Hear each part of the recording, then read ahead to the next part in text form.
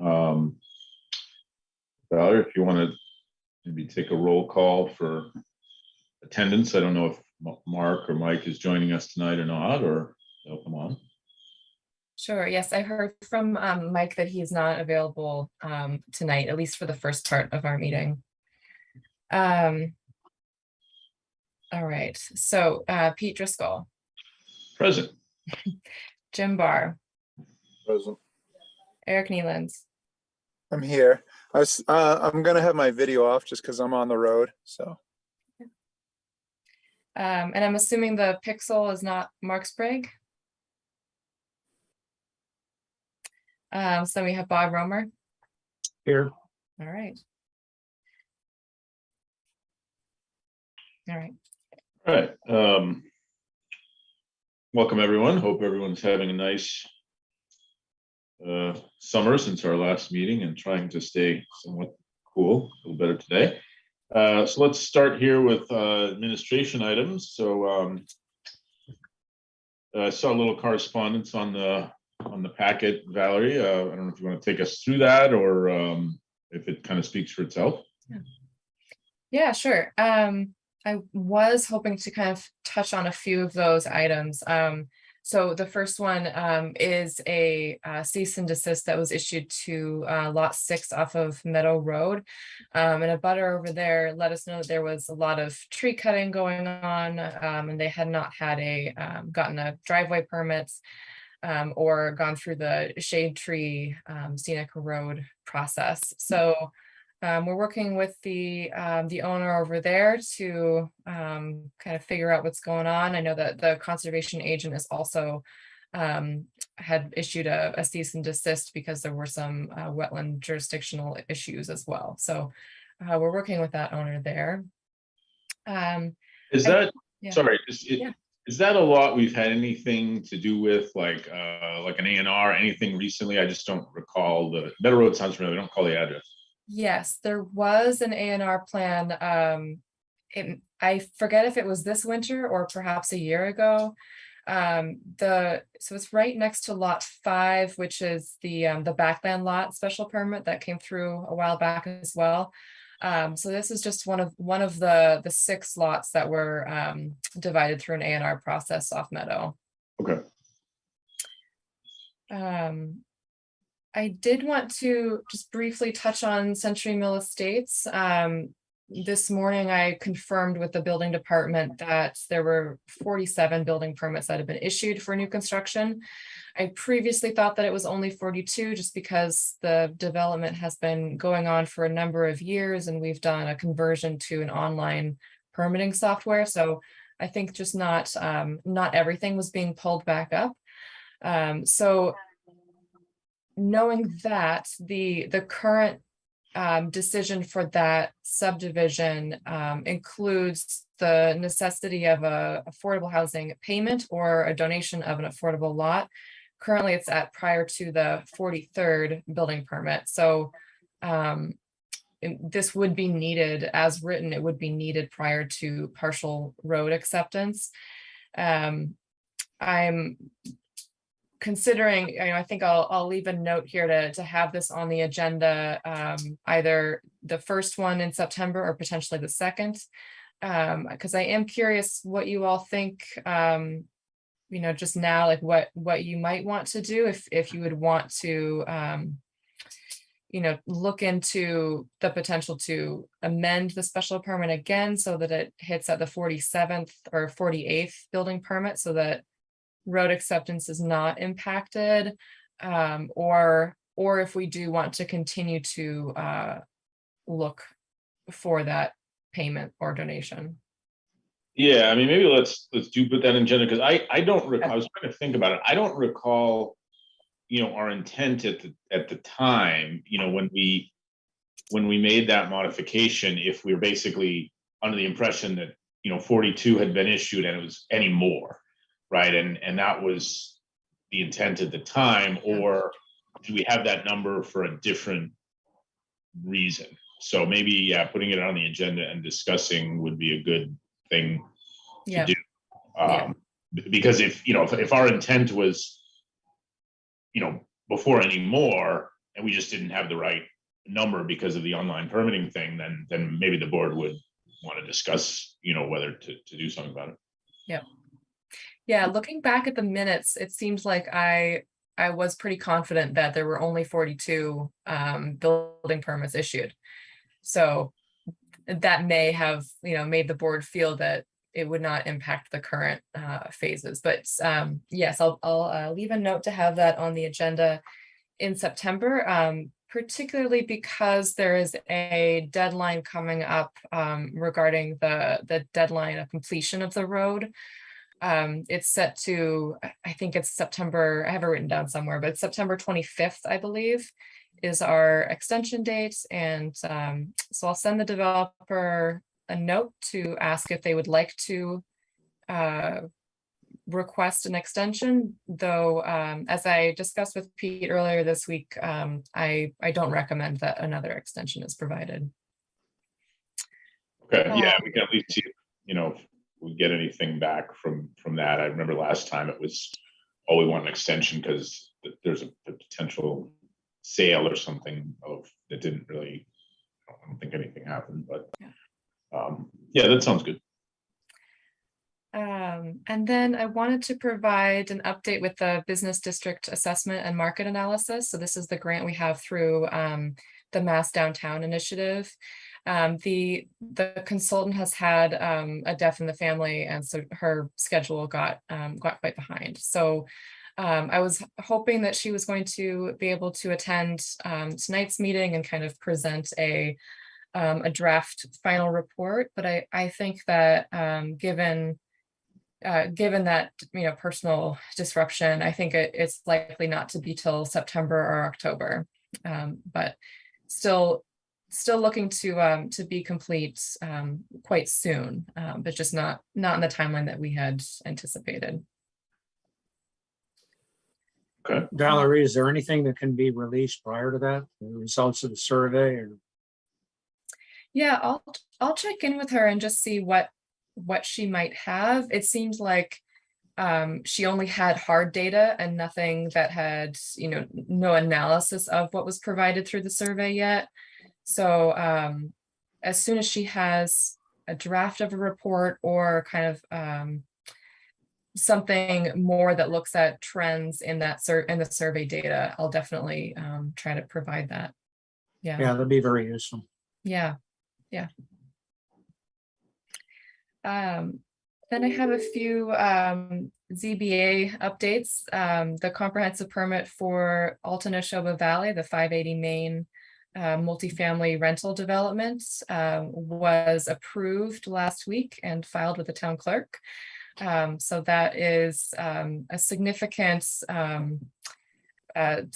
decision for the town, and allows the construction of the 229 units, and the applicant has offered a number of community benefits there. So they're all set with the ZBA. I know they're still working with the Conservation Commission on their I believe it's an ANRAD or a notice of intent over there, perhaps both.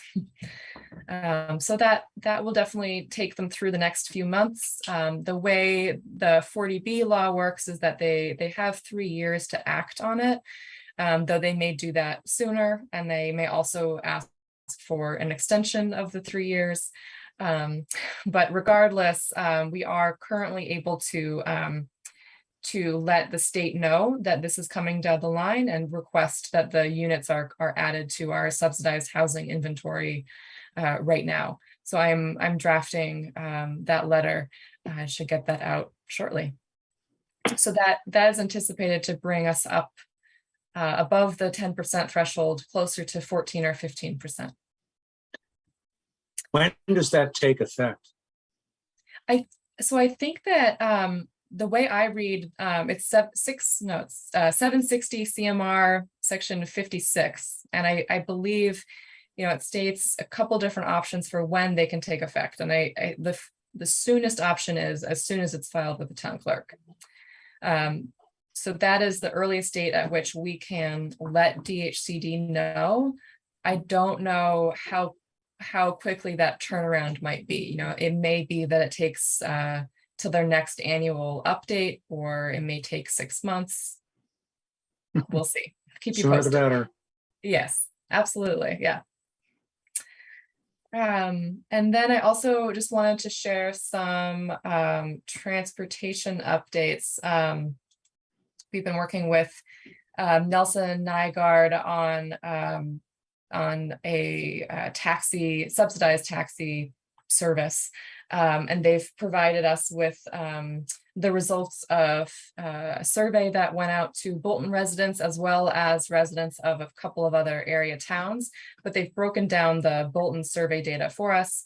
And they also have some draft reports about how the first year of the pilot program went. And then they've also provided us with some fantastic marketing materials and what I think is a really fun logo for Bolton's transportation opportunities, which we're calling Go Bolton. So this is kind of an umbrella term for the transportation options that we have right now, which is pretty limited to 2 services through the Council on Aging. But my hope is that in the future there are more opportunities for public transit or for just getting around the area. So it's good to have that branding for it now, and hopefully there'll be more programs that we can build in. And then regarding some marijuana establishments, there is the signed host community agreement with the select board regarding a retail establishment at 476 Main Street at Country Cupboard. So I met with the owner of United Cultivation last week, and we kind of went over the rules and regs. So it's the first time we've really gotten to test that with an applicant. And if you recall, we kind of wrote that for such a wide variety of establishments, considering it could be a very industrial use coming in and creating a new building and doing a lot of site disturbance. So this is a little bit different because it's a retail shop going into an existing building and they aren't proposing any site improvements. So I have some notes about the kinds of waivers that they may be requesting so that they aren't providing a lot of detail about site improvements. They wouldn't be providing landscape changes. They feel you can choose what you wish to do with those waiver requests. But it was definitely interesting to chat with them and to see how the rules and regs are definitely geared a little bit more toward a very large project. So I just have a few more. I know we have a public hearing. But I also continue to speak with the applicant who filed the preliminary phosphid off South Bolton Road. He is intending to provide a complete application prior to August 22nd, which would put him on the agenda for September 14th. So that would be the definitive process of that development. And then the open meeting law was extended again to continue to allow hybrid meetings. Perhaps you've already heard this was done last month. So it's extended to March of 2023. So we have another 6 months of remote meetings. And then lastly, the conservation agent and I had applied for a Mass Trails grant to complete what is conceptually called the Town Center Loop Trail. So using some sidewalks along 117, but then the off-road cart path that goes behind the Bolton Bean and kind of connects through to the schools on Mechanic Street and then to the Memorial Field. Fortunately, we did not get that grant. So we will be able to sit down with Mass Trails in September and kind of review why our application was denied and how we can make that more competitive next time. So that's all I have. Okay, thanks. Thanks very much. Let's all right, let me just see here as well. Okay, so the public hearing we have scheduled at 7:15. It looks like the applicant has requested a continuance until September 28th, which is fine. We don't need to, like, we're not within a time period where they have to give approval for that to. No, we're okay on that, because it's a special permit, so, I think all we need is a vote to continue, and as long as there's no discussion, the members who aren't available tonight can remain as voting members in the future. Okay, great. So I'll entertain a motion to continue that. Second.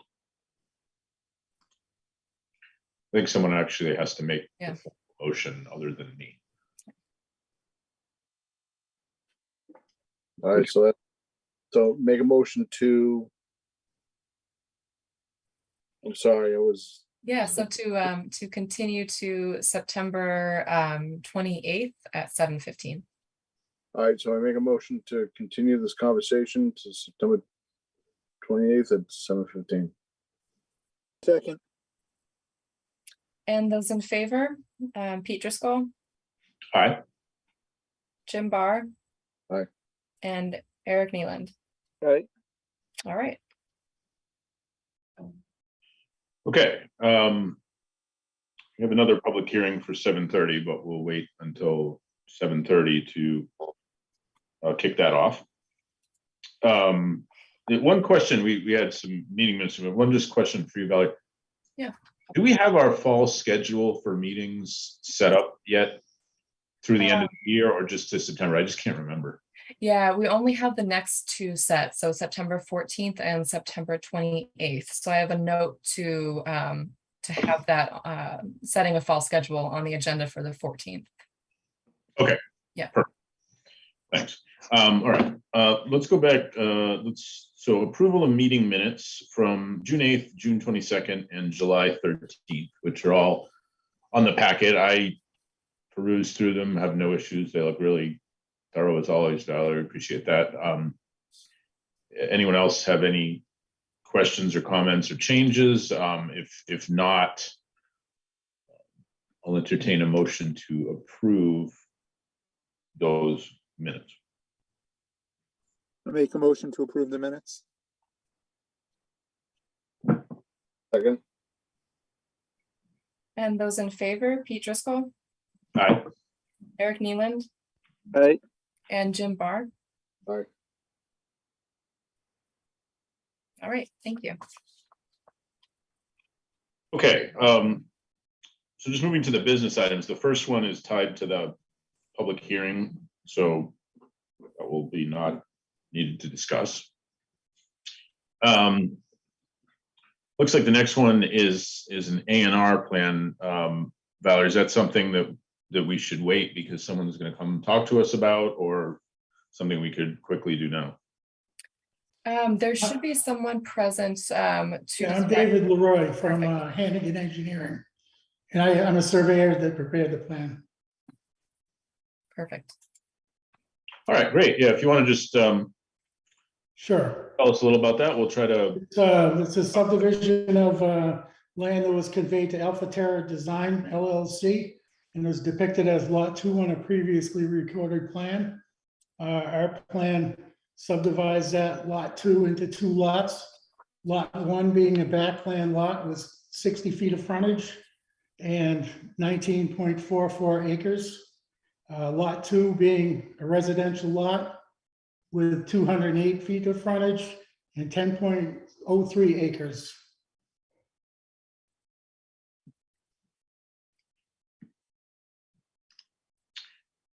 Okay, and I see we have the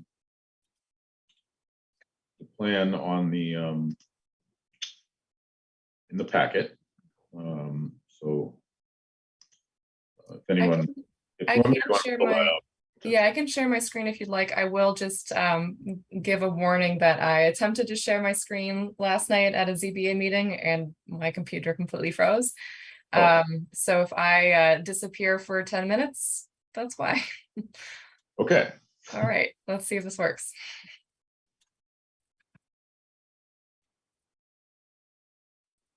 All right, are you seeing this? We are. All right, Yeah. it worked. We still see it too. Good. So,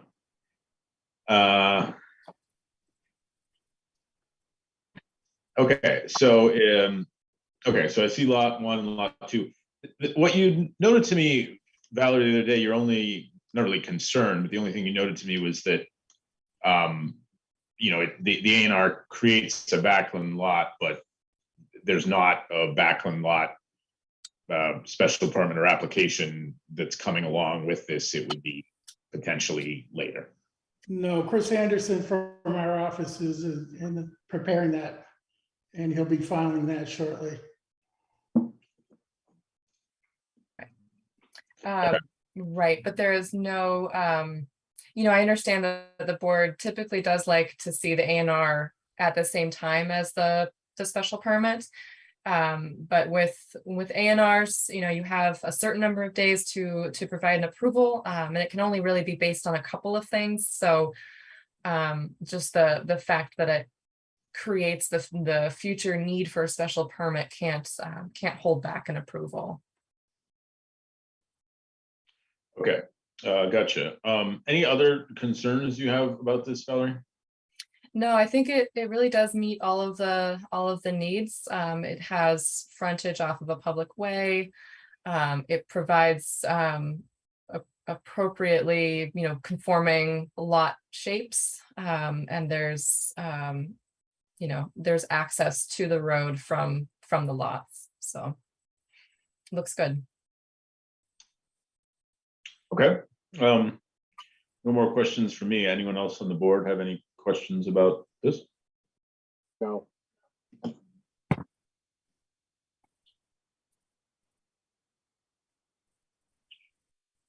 right. If not, I'll entertain a motion to approve the A&R plan for 0 Main Street. Make a motion to entertain the NIR plan for 0 Main Street.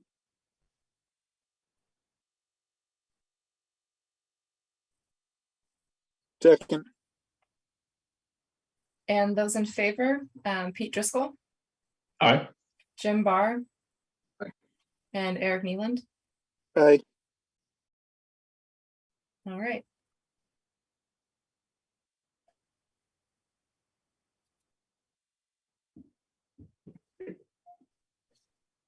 Oh, I'd like to thank you and thank you for your time. Have a nice night.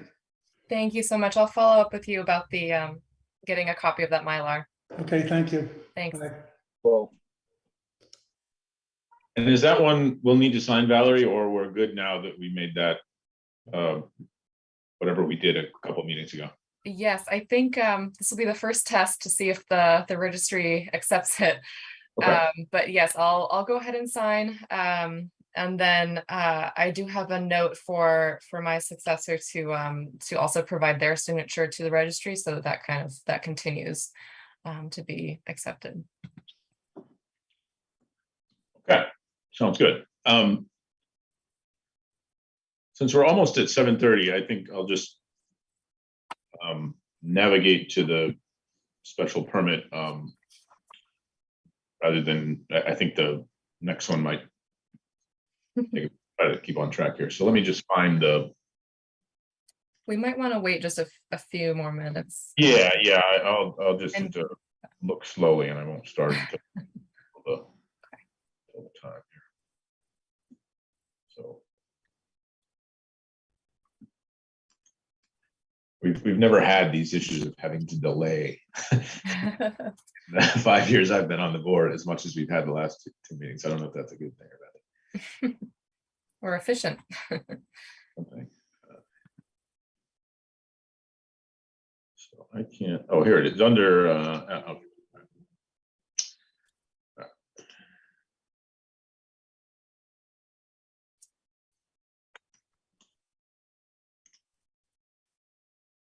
Yeah, I'm not yet seeing the applicant, so let's just wait a little bit longer. Yeah, absolutely. Can wait until 7:30 to start reading the notice.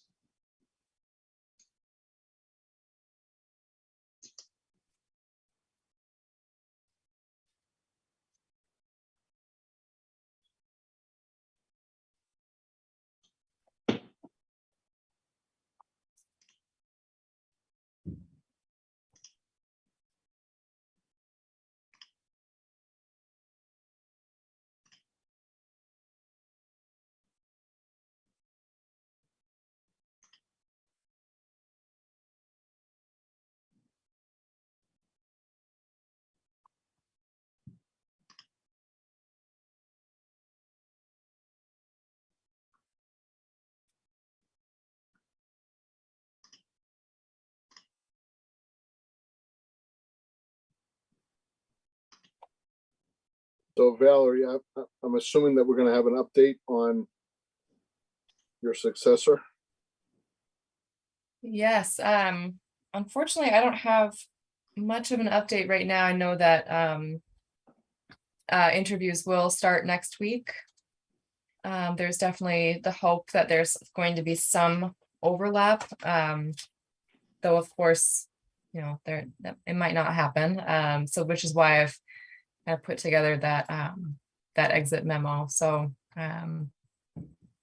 trying to get the word out. We do have a few great applicants, so that's good. So what is that? Am I allowed to ask what your new, well, not what your new position is, but it's a little bit of an upgrade, I would imagine. Right. Yeah, so it's a planning director position, which essentially means that there's more staff, which enables the more community development projects and a different balance between permitting and those kinds of projects. Cool. Yeah. Not to put you in a weird predicament, but congratulations. Thank you. Yeah, it's bittersweet. Yeah. Yeah.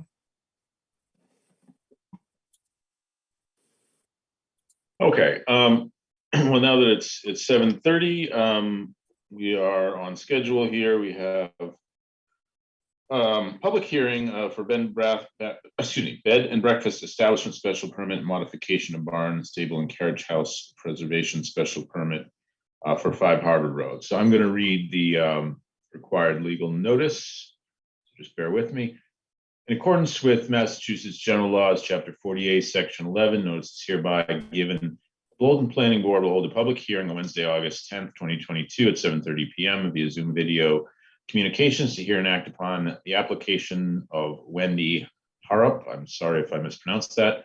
5 Harvard Road, Bolton, Mass. 01740. The applicant is seeking a special permit pursuant to Section 250-21.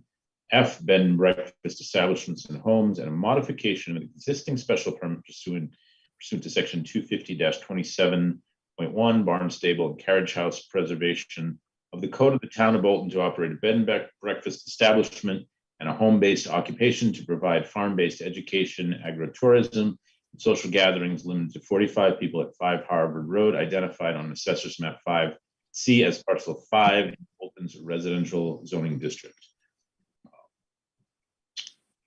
Thank you for bearing with me. If we have the applicant here to take us through, there you are, Wendy, I see you. If you could just talk to us a little bit about, give us kind of an overview of what you're doing, and then we'll get into some of the details.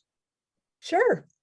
Well, do you want me to speak to an overview of what I desire to do, or of what has already been? Yeah, I mean, kind of what you desire. I mean, really, what brings you before us tonight for the the modification and the other special. As I see it, it's a modification to one and a new one, if I'm understanding correctly. Yes, that is correct. So the main adjustments are moving from a seasonal offering parameter, which the original permit was for May to November. And so this would extend from seasonal offerings to year-round use. And this is also, the design is to expand the scope from just offerings inside the barn, but more of a use of the entire property, as well as adding the bed and breakfast home piece to the home itself.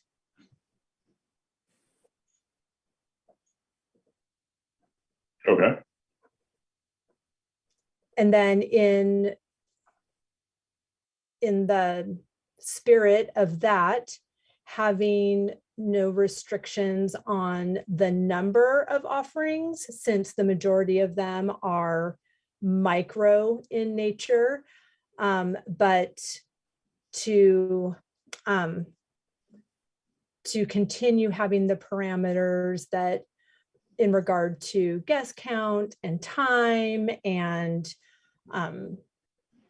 noise and all of those things, the parking, all of the things that had already been approved in the original permit. Okay. And I would like to add a sign at the end of the driveway so that it's obvious which driveway people should be entering.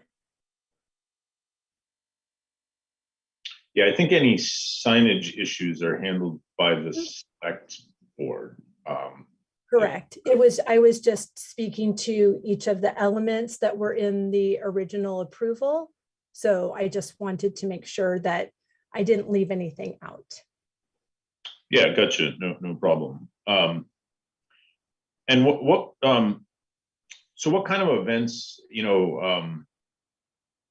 what kind of events are you envisioning for the property? Well, in the past, we've done things that are kind of a celebration of what is already going on here. So we grow cut flowers, and I've done floral design workshops using the bounty of the property. So just different creative outlets. There have been collaborations with other local businesses in Bolton and in surrounding towns to create different, hospitality, social gatherings. We've done things with Malahy's Cheese Shop in Hudson. We've done things with Colonial Spirits in Acton, which is owned by Tim Bush, who lives in Bolton. We would like to do some field dinners, which would incorporate some other local chefs and restaurants and catering companies. So just really community-based gathering opportunities that have a focus on nature, have a focus on farming, have a focus on just the expansive goodness that this space is, and invite people to be a part of that.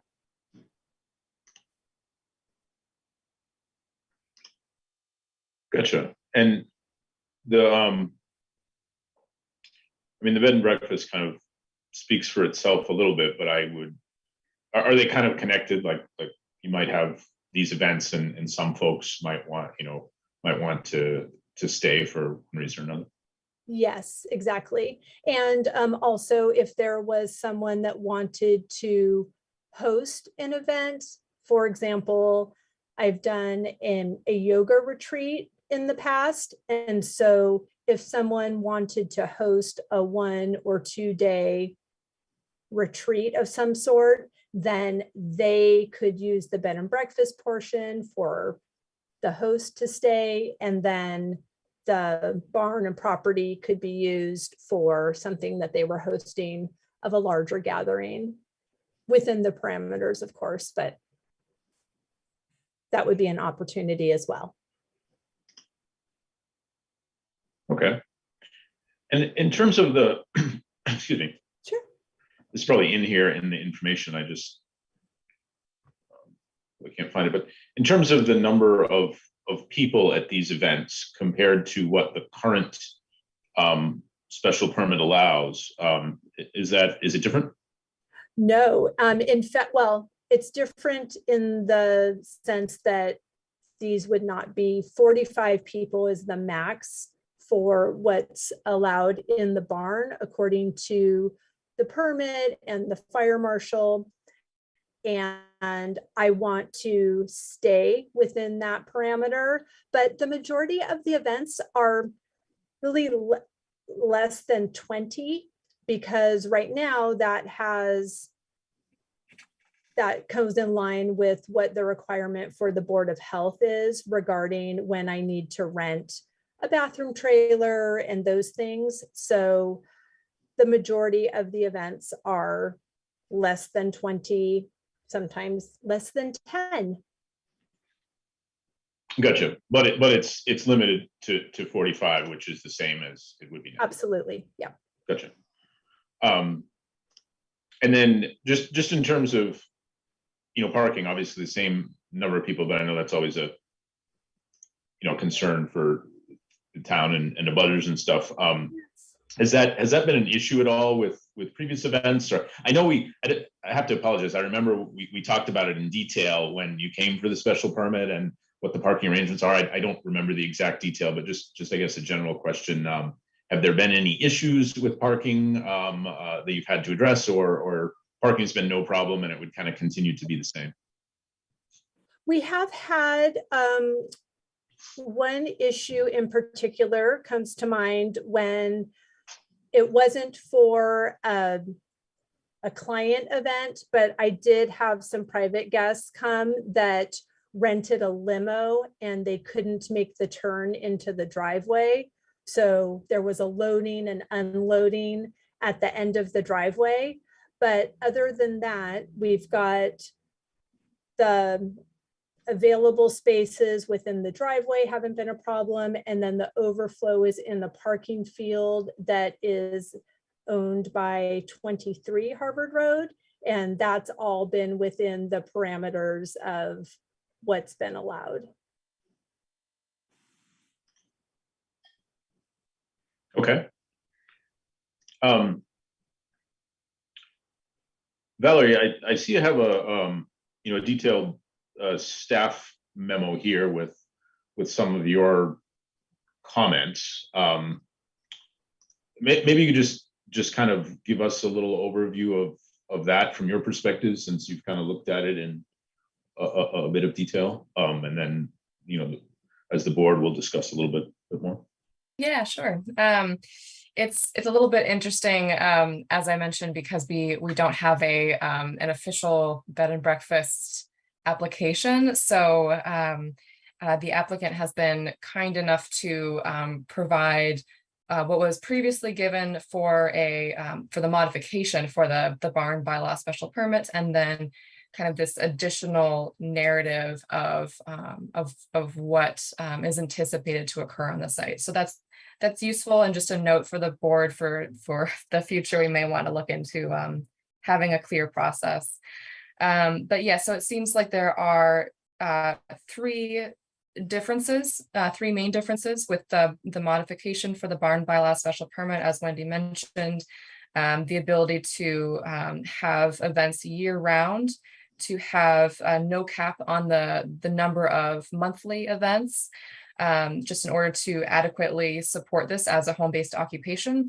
And then also a request to, I believe that the request around signage was likely in there because there was a finding in the original decision around signage. So we should just clarify that that's only through the select board, and we can't discuss that during or with the special permit modification.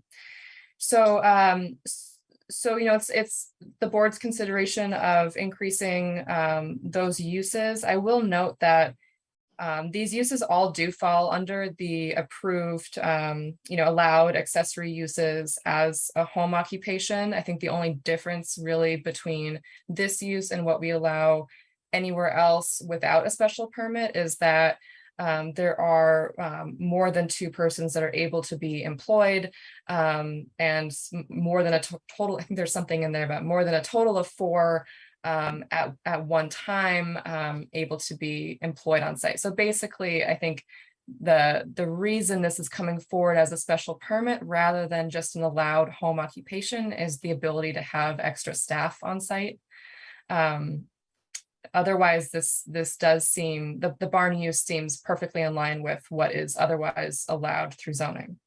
So regarding the bed and breakfast side of it, I did have just a couple of questions after reviewing the application. So one thing, I'll just ask Wendy a few questions here. So how many rooms are intended to be made available to guests? And do you have a maximum number of guests that are allowed to stay at one time? I am going to be primarily using 2 rooms. There is a third that would be possible, and that is within the bed and breakfast home regulation. So it would not be more than 6 people, 2 people per room. And it's a 5-bedroom home, is that correct? It is. Yeah. Correct. Okay, and then I think one thing that might be useful for the planning department to have on record, if you could provide, you have provided site plans of your plot. I wonder if you could mark on there the locations of the on-site parking and then the location of the field. You may have already. Oh, sure. Yes, Done that that, was in the previous, but yes, absolutely. I can do that. Yeah, I just think it would be useful to know where those areas are on site so that the board can kind of consider how traffic flow works on site and to ensure that there's safe pedestrian access to the home and to the barn from Sure. those parking spaces. Would you Um, like photos? Would you like video? What would be the best for you? I think really, if you're able to just mark up a site plan, it doesn't need to necessarily be to scale, but just Sure, kind okay. of show, this is the on-site parking, this is where the field is.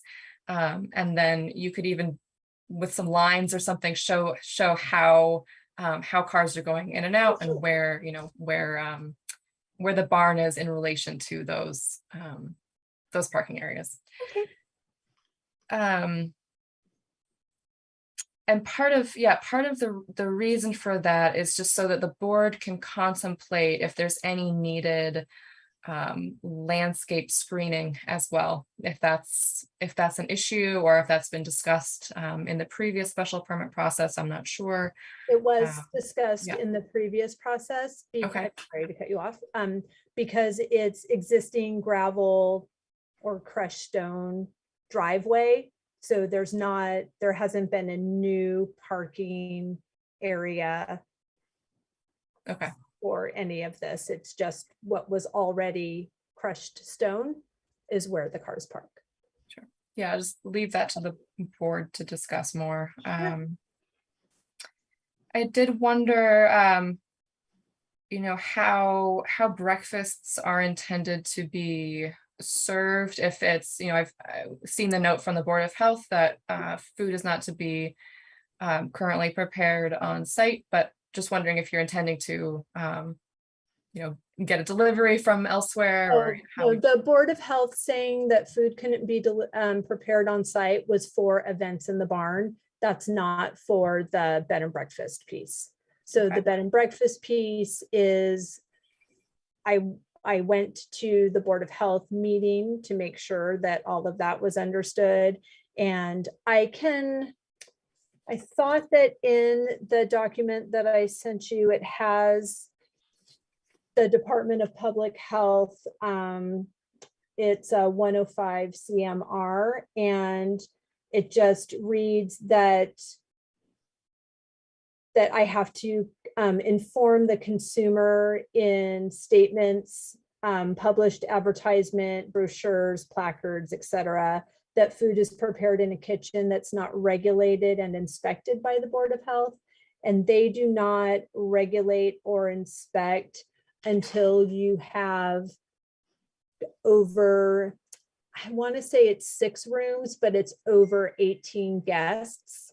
Then that's when they do something differently about the kitchen. But for bed and breakfast home, it's no issue at all. So the meals for bed and breakfast occupants is made in the kitchen with all the appropriate placards. Anything that's made, served for an event in the barn, according to the previous permit, nothing of that has changed. So it's all by caterer and a licensed caterer and all of those things. Okay, yeah,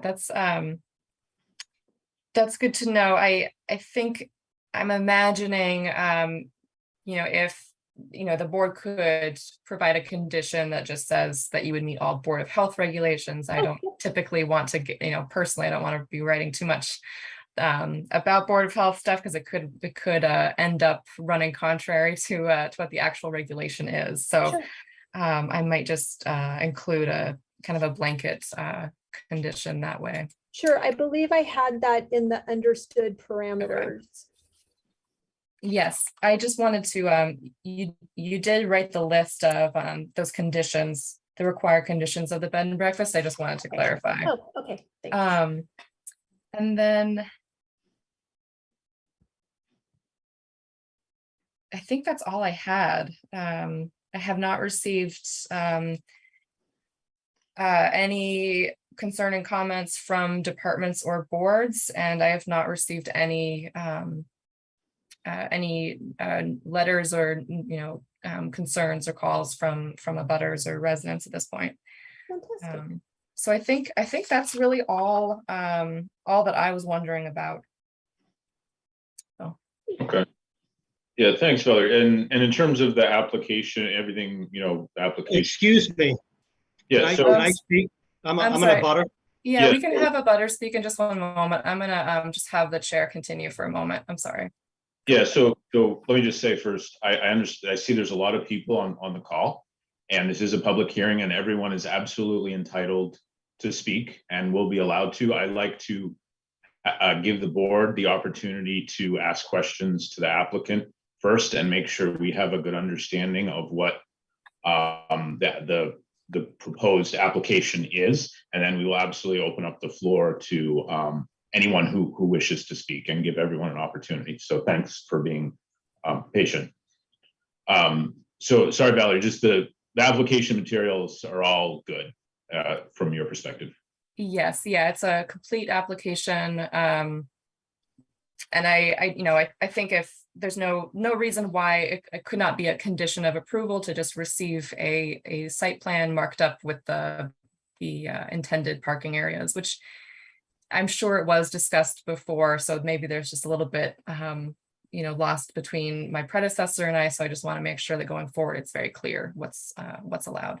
And I really do. I want to reiterate one item too, is that I included in that memo, is that I think going forward, if the board agrees, I think it would be important to make it explicit that because there are already a lot of activities that are allowed as accessory uses through the home occupation bylaw, that we are not enforcing something stricter on the applicant due to the barn bylaw special permit, so that events and activities, field dinners, are not intended to happen only inside of a barn, but that those uses are allowed as a home-based occupation.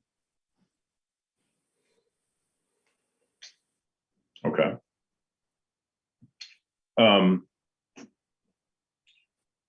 So Eric, Jim, Bob, any comments, questions you have, to the applicant or to Valerie about the proposal, or things we want to discuss before we hear from other folks? I mean, personally, I think this is great. It's a great use of the property. I'm happy that the bed and breakfast bylaw that we wrote a couple years ago is getting used. I'm excited for Wendy and the property and her business. And I think this type of bed and breakfast and like agricultural type business is perfect for the town. So I'm excited for it. I don't really have any issues. Okay, thanks. We'll say this, that I was fortunate enough to go to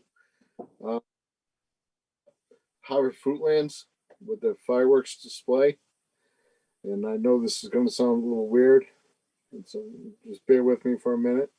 We also went to Holden and had the Unicorn Fest. And this is something that we need in this town. All right. We need to have people being able to utilize their land and utilize what they're offering. It's important for the community. It's important for children. And they were amazing. It's what Wendy is providing it just sounds to me like, yes, let's do it. That's all I'm gonna say. Thanks, Jim. Bob, anything from your perspective?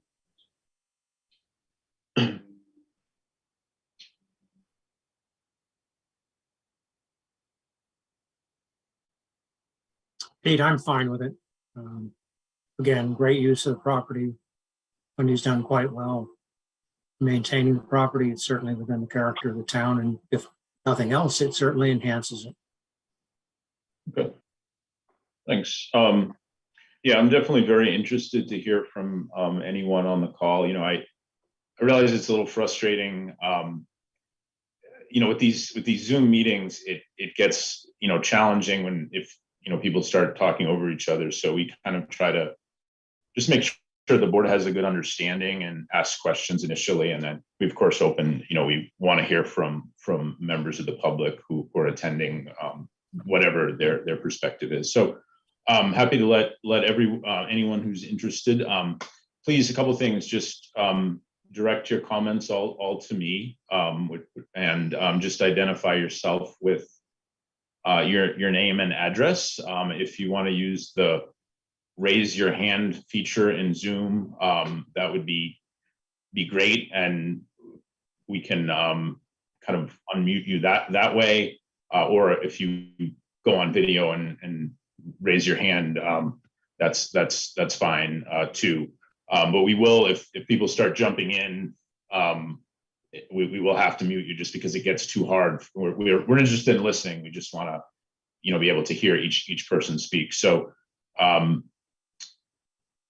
so Michael, you had kind of raised your hand initially, and I'm sorry if I read the names that are on the Zoom screen. So if it's not your name because you're signed in somewhere, I mispronounce it, I apologize. But Michael Hughes, I see you had raised your hand initially. So if you want to unmute yourself and provide your name and address, we're happy to hear what you have to say. Yeah, hi, Michael Hughes, 777 Main Street, Bolton, Mass. I am direct butter from Wendy Hara. I'm all for the barn application that was written within the town bylaws a few years ago. I also believe that the bed and breakfast is a great use for the property. I have no problem with that.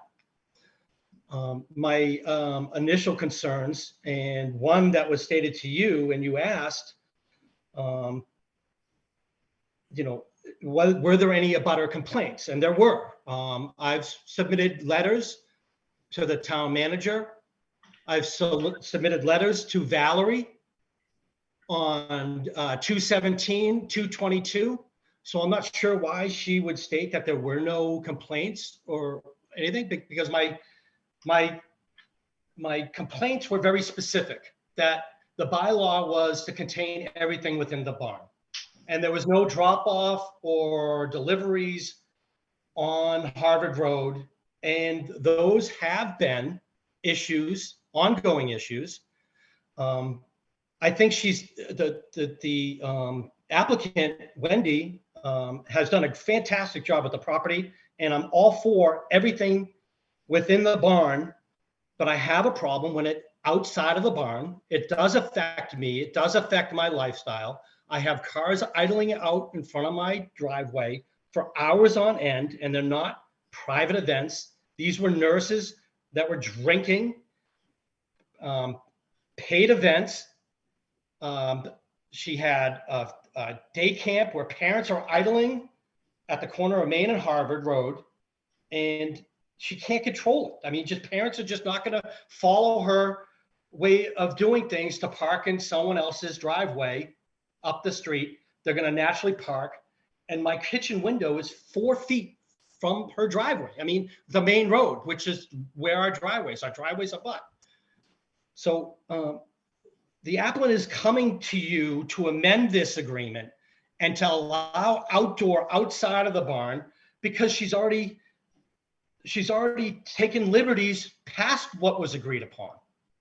She's had outdoor weddings. She's had multiple events with multiple people in the yard, up and down the driveway, coming in, not of the approved driveway. She's violated the original agreement because of my letters in September to the town manager, to Valerie, to the town health planning board. She is coming with the help of Valerie to amend the agreement. I mean, Valerie was very specific. Valerie is an advocate of Wendy, saying, you know, she shouldn't be limited to what the barn bylaw states, that she should be allowed to have people outside of the bylaw. That was not the bylaw. If you want to change the bylaw, let's bring it to a town vote. And let's see, you know, what anybody can get, you know, have events in their yard and affect the abutter. I'm all for this whole bylaw. I'm all for the bed and breakfast, but it's directly affecting me and my property. And for you to say that there was no complaints or there's no abutter issues is just off the charts, because I have every letter in front of me. And Valerie, you have the letter, and so does Dawn Lowe, and so does the health department.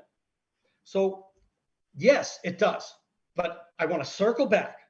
I'm not trying to be a bad neighbor, because I think I've been a good neighbor. All I want is just, you know, it's a busy intersection. It's crazy. I have cars idling. She violated the, you know, the drinking on the property. She's violated the initial, and my complaints brought this to the board. But if she were to have yoga events or events in her barn and they were contained within the barn, I'm okay with that. I'm also okay, and I think it's a wonderful use of the property, for the bed and breakfast. But she's already taken liberties on the existing barn bylaw. And now you're trying to take a bylaw that was voted upon within the town. All the residents had to do it, and now you want to amend it. And I understand, you know, James Barr and Eric and everybody else on the thing. It's a great thing for the town. I'm not trying to do that. I'm just speaking it as an abutter. That's all. So thank you. And, you know, I just wish you would take this in consideration going forward. I don't want to hinder Wendy in any way possible. That's not my point. But when people are idling in front of my driveway, you know, I'm not just going to keep going into it, but you know what I'm saying. So thank you. And that's all I have to say. Yeah, I appreciate it. So is your one concern is just like one or two cars on either side of the driveway, kind of like sitting there for pickup? Like, so if that could be taken care of. Right. So I've had limousines for paid events, not family events, that nurses were drinking at. Okay. And my wife's a nurse too. And they all come up to me and say, oh, I'm sorry, it's a pandemic, we're trying to blow off steam. My wife works 12 hours a day too in Boston as a nurse.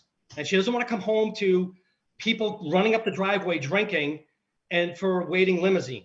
And people with the outdoor camp, cars parked up and down the street. That's one of the complaints. My original complaint is, if the whole bylaw was to contain within the barn, how are we amending this? How can we amend something what the town voted on and it was very specific? All the events. If she could have, she has a whole courtyard behind that barn. All this land behind the barn. Why not have it out there? Why do I have to have the direct impact on it? I mean, she has people getting married in the driveway and taking pictures. Like literally my driveway is 10 feet from her driveway. So, you know, it's, I just hope everybody understands how crazy it is. If you pull off Main Street, our driveways are within 20 feet of Main Street. And you have all this traffic stopping. I can't even get out of my driveway. So that's my complaint. It's not just one or two cars. And you could say, yeah, well, what if she guarantees that would happen? That was written in the original bylaw that she took liberties on. So now you want to take it and say, oh, you don't have to worry about the bylaw that as written and as the town residents voted on, everything contains within the barn. And you want to give it an amendment. I don't know how you could do that. because that's not what the town of Bolton voted on. And what concerns me the most is that you said that there's no abutter complaints.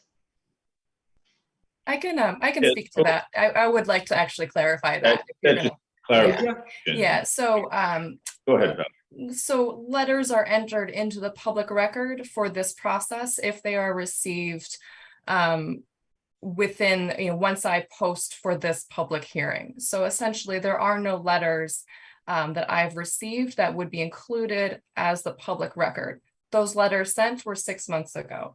And the board is aware of those complaints. What I intended to mean was that for this application, I have not received any specific concerns with this application. I would also just like to address the inference that I have provided an advocate position to any applicant. I was intending to show the board that, or discuss with the board that there is the barn bylaw special permit allowances, and we also need to be cognizant of zoning bylaw section 250-21, the accessory uses for home occupations. So there are things that any resident without a special permit are allowed to do, including have weddings on your property. So I just want to be clear that as the board considers whether or not to approve a modification, that we're very understanding of what is allowed by right in town. I say this because my responsibility is to protect the planning board from legal suits and to ensure that we are equitably engaging with our zoning bylaw. Can I respond to that real quick? Yeah, sure. Real quick, Michael, but you definitely, your point is clear, right? And I hear you. So just, Okay, and I'll leave it at that then. I'll leave it at that then. Okay. I'll leave it at that. Yeah. So I mean, certainly, definitely, I wanted the same clarification. Valerie was saying about from the permit, and obviously this public hearing is a forum for the public to provide feedback. So we are receiving them, we're hearing that. Absolutely, I completely understand the any issues with parking or hindering access to your driveway or cars on the street and things like that. Valerie, do you know if the police have been involved in any of these situations, or I know you said you didn't have any comments from other boards. Do they have any specific concerns due to any of these past issues that they've had to deal with? I am not aware of any. They have not said that the police did not provide comment on this application to me. And I also had previously received no correspondence from the police or public safety regarding their concerns of activity on this site related to these uses. And I'll be honest, I've never called the police. The most I've done is trying to be a good neighbor, trying to reach out to Wendy. Yeah, no, I appreciate that. We're just trying to gather information, Michael, and certainly, if your driveway is blocked, if there's people causing a disruption, very honestly, I would recommend you contact the police. I understand being a good neighbor, but if it really is an issue that's causing, a disturbance, that's what they're there for, right? And if it's something that comes up frequently, they could hopefully handle that in the situation. We can talk about things after the fact and look at, how if we decide to approve this, how we address any language that we can change. But just, it's just sometimes if you have someone show up to an event in a limo that can't fit and they decide to park in the middle of the street, I mean, that shouldn't happen, but it probably needs to be dealt with right then. With the people showing up, if it's really a problem. But I appreciate your perspective of trying to be a good neighbor, and so I certainly hear your frustration and some of your concerns. So what I'd like to do is just get some more comments from the members of the audience who'd like to speak, and then the board will kind of reconvene and discuss all these things. So, so Brian, I see you had your hand up. If you'd like to. Sure. Yeah, thank you very much. My name is Brian Boyle, 59 Sampson Road. Just wanted to offer a few words of support for this application. I'm a client and a friend of Wendy Harrop's. And the bottom line is, I think if Wendy and her business thrive, that Bolton thrives. I think she brings a magic touch to this community. I think as a business person, she's collaborative. She has attention to detail. She's solid as a rock. She tries to do everything by the book. I think her people skills are off the charts. And I think that what she's trying to create in her property is something that redounds to the benefit of everybody here. And in fact, when friends and family visit from out of town, most of the time I end up talking about things that Wendy and the Phineas Wright House do here, because it brings the community alive. So anyway, just wanted to say that. Thank you. Sure. Thanks, Brian. Appreciate that. Missy Lohan, please feel free if you'd like to say something. Hi, yes, thank you. Missy Lohan. I live up at 157 Harvard Road. I am here in support of Wendy in the Phineas Wright House. I've attended many events there. I drive by her house multiple times a day. I understand that intersection that Michael Hughes is talking about, and I can definitely understand that as a Harvard Road resident. I've noticed that, but I will say with that, taking a left onto 117 is brutal, but I've never experienced a time where it's been due to one of Wendy's events. So I just wanted to put that out there, but I'm obviously not in a butter. But I just want to say that she's beautifying the property. Anytime that I've attended an event, her communication's been quite clear about pulling into her specific driveway, no turnarounds in neighbors' properties or driveways, and taking it very slow on her crushed stone driveway. And any event that I've attended has either been in the barn or in the house. So I wish Wendy the best of luck, and I'm in full support of this. Thank you. Thank you very much. Well, I don't think there's a question of Wendy's business. There's a question about it. It's a matter of, I mean, Wendy, is there any way that you give Michael a little bit of a heads up on, like big events? I understand Michael's plight about this stuff, and it's really a tough area to navigate. So I'm just wondering, is there something that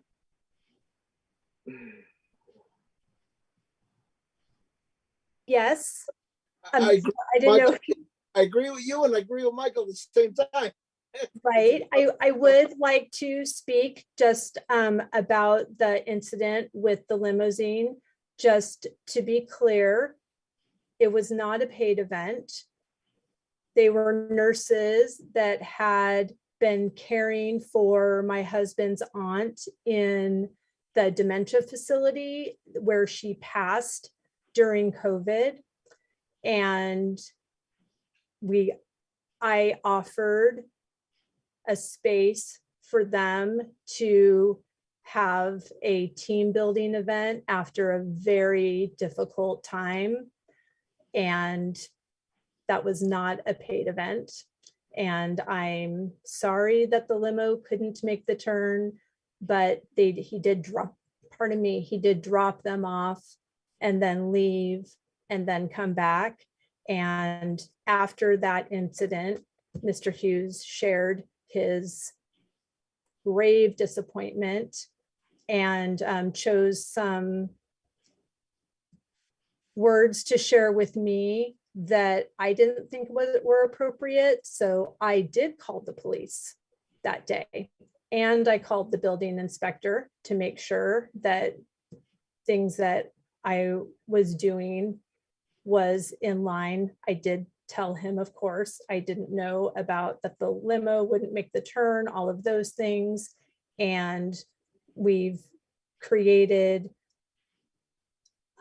information now so that doesn't happen again. I do apologize that it happened, but it was an event that was, I mean, it wasn't an event, it was an experience that people were having, but it was not paid. So do we just chalk it up to experience and let it go? Exactly, and will not happen again if I have the information to fix it ahead of time. And if Mr. Hughes would like to be informed of experiences that are over a certain number or that kind of thing, I would be happy to do that if that would be in service to him. Michael, what do you think? I guess any information is helpful.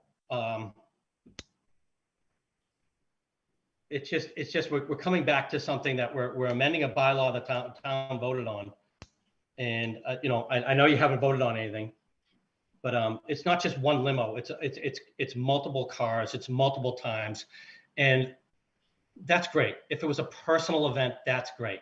That's fantastic.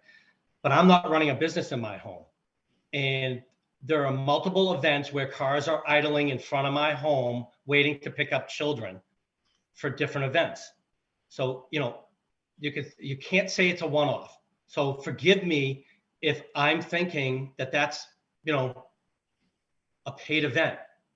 I don't know, but there's so many events and there's so many violations of the existing law. And to be quite frank, Wendy, you know, I'm not putting this on your doorstep, and I don't know what you're talking about. The police never talk to me. Please address your And comment. so, you know, she can say whatever she wants on that, because that's just didn't happen.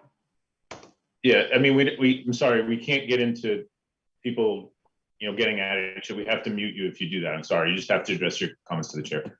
No, I understand, but you should mute her as well when she says stuff like that and she goes off.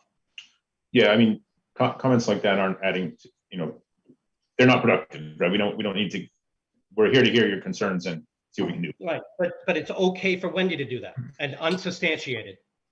I asked the question. And say it was okay to anyone. So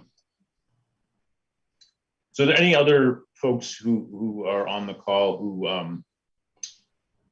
have anything they'd like to say before the board discusses some more?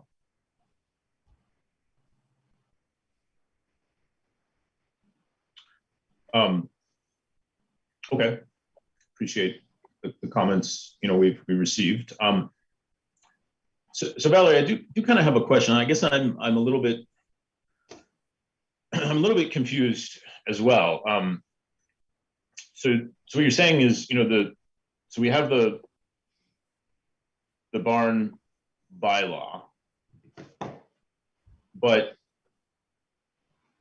we don't want to restrict things that would normally be allowed to anyone because there's a special permit for that. Right. So, and I was not around at the time the barn bylaw was written. So my,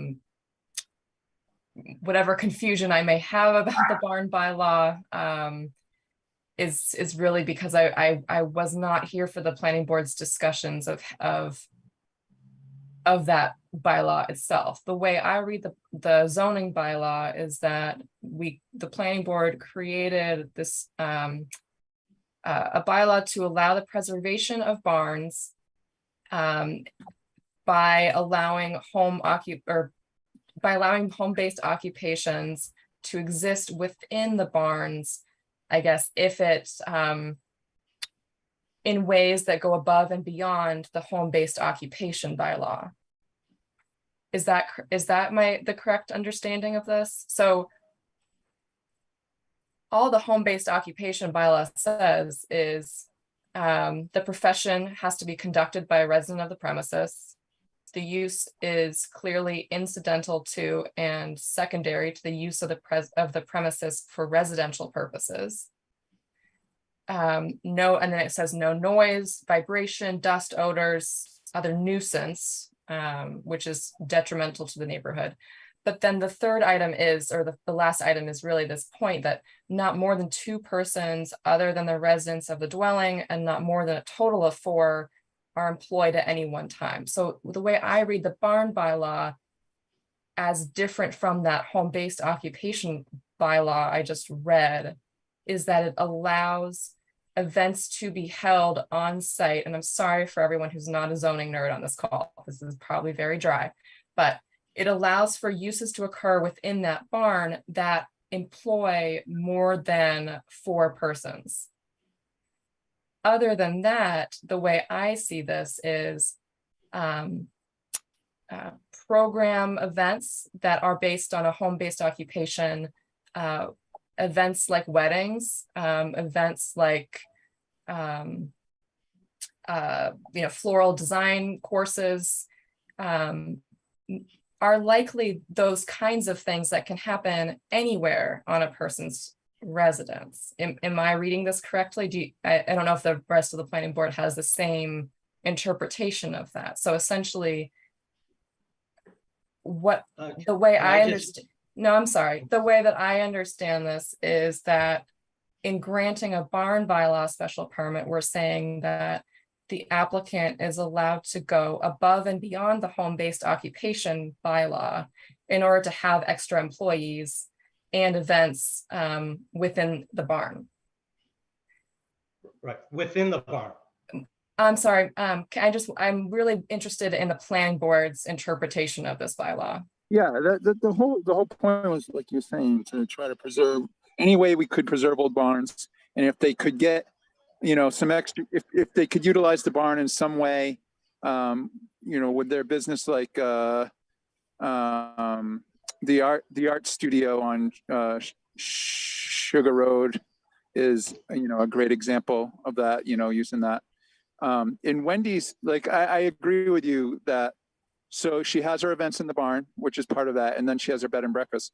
But I mean, the way I look at it is we're a right to farm community, and we don't have like an agricultural zone. We only have one zone for residential and agricultural.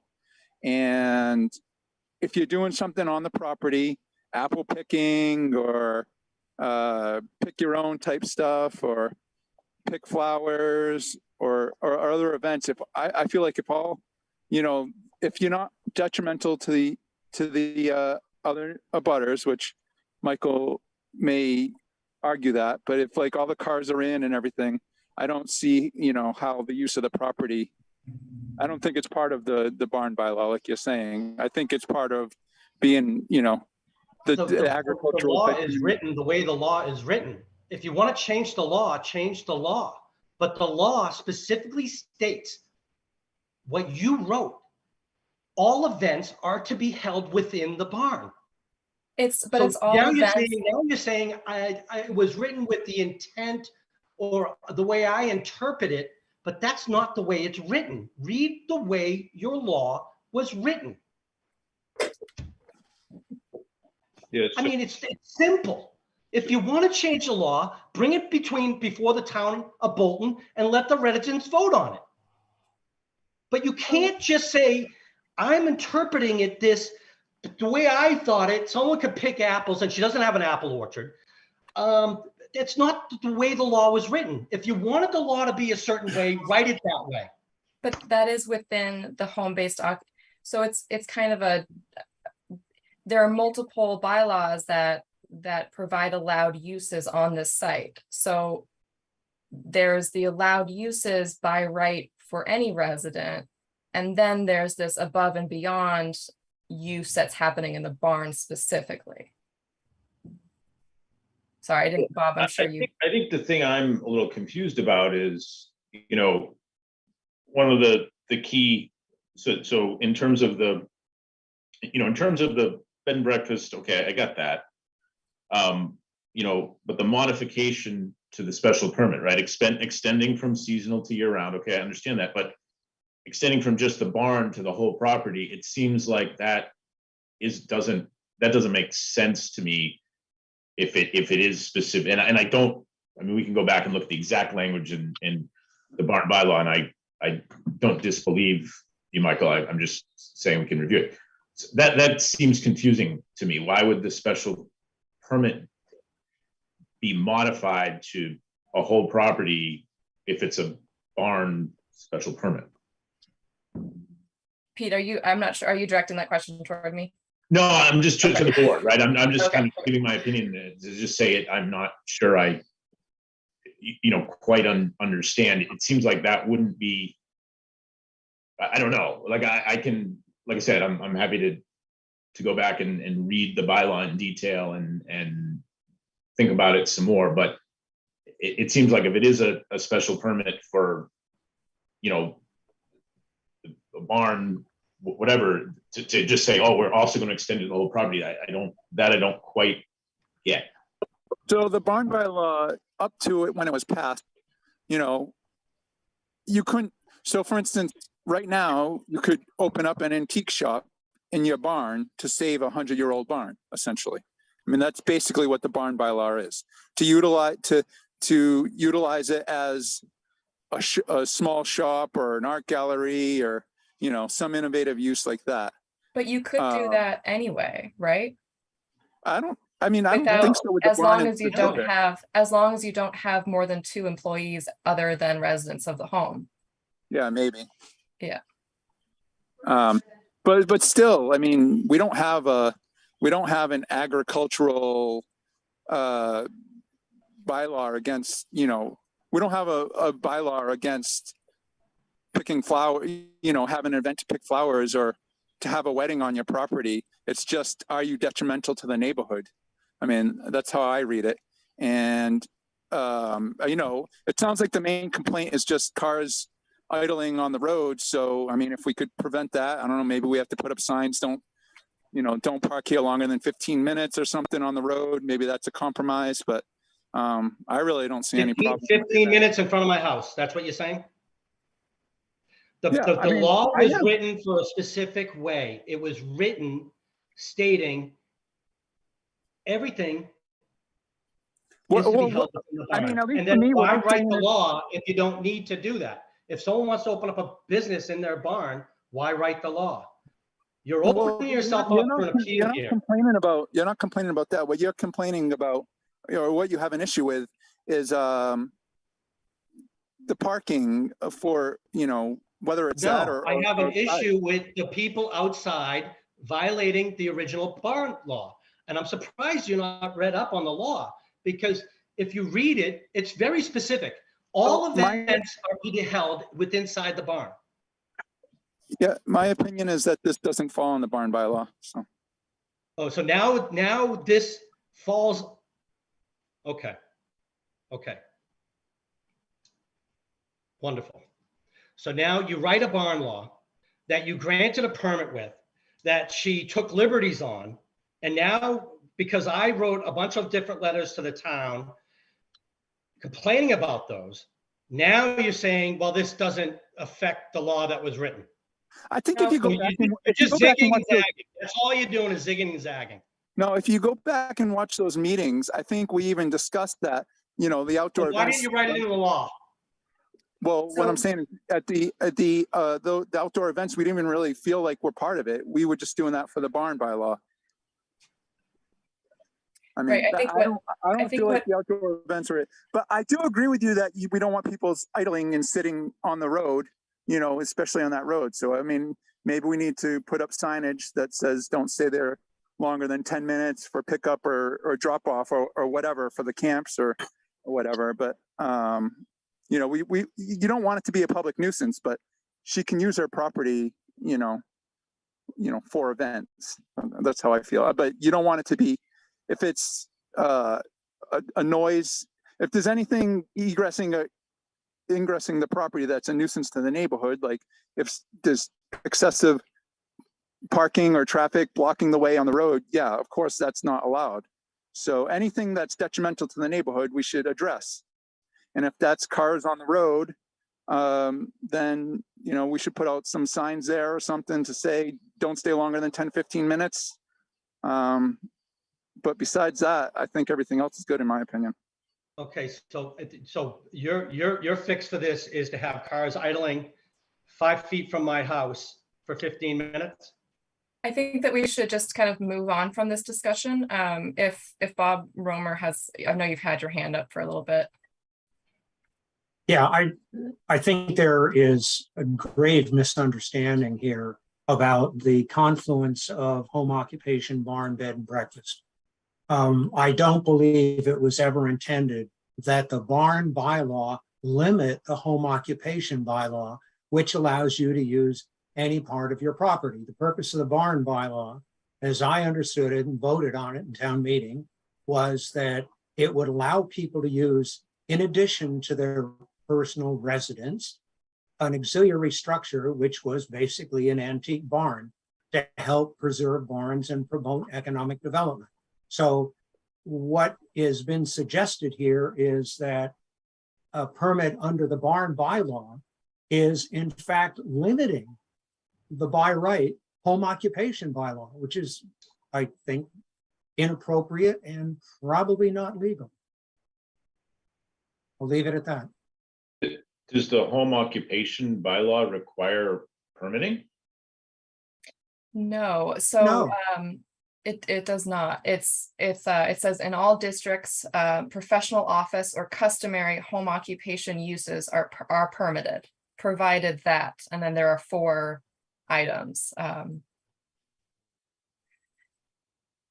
So I don't think that we're trying, just to clarify, I don't think we're trying to say the barn bylaw is not in use here and that we should not modify it, but just a recognition that that we're allowing uses through the barn bylaw, and we also acknowledge the home occupation bylaw. Sure. Yeah, I guess I was a little confused with, potentially modifying the special permit for the barn to cover the whole property, but it sounds like that wouldn't be what we wanted. We wouldn't do that, right? That wouldn't be part of it. It would just, the special permit for the barn is just for what's going on in the barn. If there's other stuff that's going on the property that isn't covered by that special permit, it's covered, by whatever that bylaw says, which doesn't require a permit. Right, it could be a finding in the decision that the board finds that there are other activities on site through the home occupation permitted uses, if you're interested in including something like that. Right. Yeah, I guess it would be a thing if you're doing both at the same time, right? It's like, oh, we haven't invented the barn, plus the property. It kind of crosses 2 different. Part of it crosses the special permit, and part of it doesn't, which makes it a little challenging, kind of a challenging situation to think about, what the wording should be. Well, could the permit be written in such a way as, in response to the application, that the use of the barn is under the special permit, but disregard a request for special permit to the rest of the land because it is a by right use under the home occupation? Frankly, I don't see that there's any need to include that as part of a permit. Yeah, sure. I mean, that at least clarifies my question about that. Valerie, does that work for you? Yes, I think that makes sense. And part of the reason that I bring this up is because, as staff changes, it's difficult to make sure that we all in town hall understand what the permits cover. So I think moving forward, it is important, as you stated, just to make it explicitly clear that we are not disallowing other permitted uses.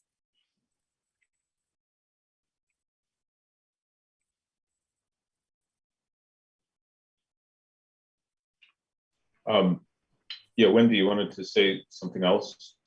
Go ahead.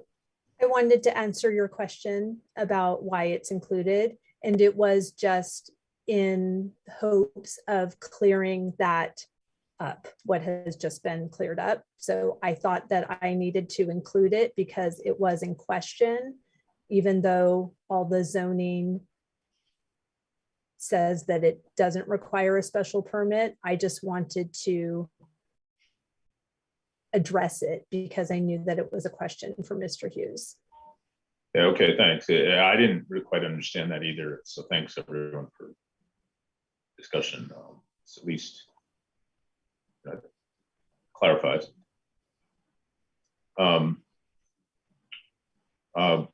One more hand up. So, we don't want to drag this out for the rest of the night, but Marie, you had your hand up for a bit. So if you have something to say, please go ahead. Hi, yes, thank you. I am a neighbor of Wendy Harrop's, and I just want to say that 5 Harvard Road is an ample property, and I think it can very easily contain the activities that she is proposing. I think there's ample area for parking, and I have found Wendy always to be a very considerate neighbor and to be responsive to any input. So I think that she will handle the creation of this in a very sensitive way. And it is, my understanding of what she's proposed is a very low impact business, and I encourage it.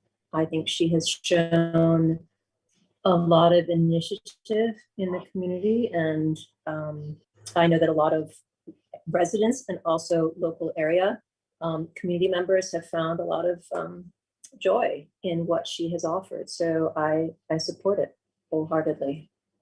Could you state your full name and address for the record? Of course, sorry. Marie Keep, 752 Main Street, direct across the street neighbor of Wendy Harrop. And Wendy employs her son. I'll share, Michael. Thanks very much, Marie, for your comments. So, I think overall it, seems like there's a lot of, support. And, certainly it seems like from a use perspective, the board feels that it's a good thing for the town. I'm very sensitive to Mr. Hughes' concerns as a very close abutter, right? I don't think cars should be idling on the street at all, right?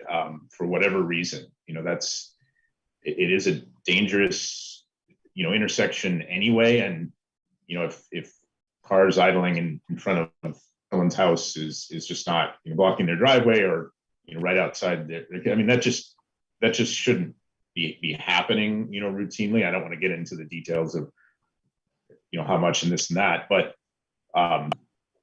so I think we just need to maybe one thing, Valerie, is if we can look at what the language is around, vehicle traffic, currently, because we can't be, causing a problem on the street, when these events take place, particularly if, they're extending to year round and they're in potentially the winter when it's going to be even more, the streets are even more challenging and snowbanks and sightlines and stuff like that.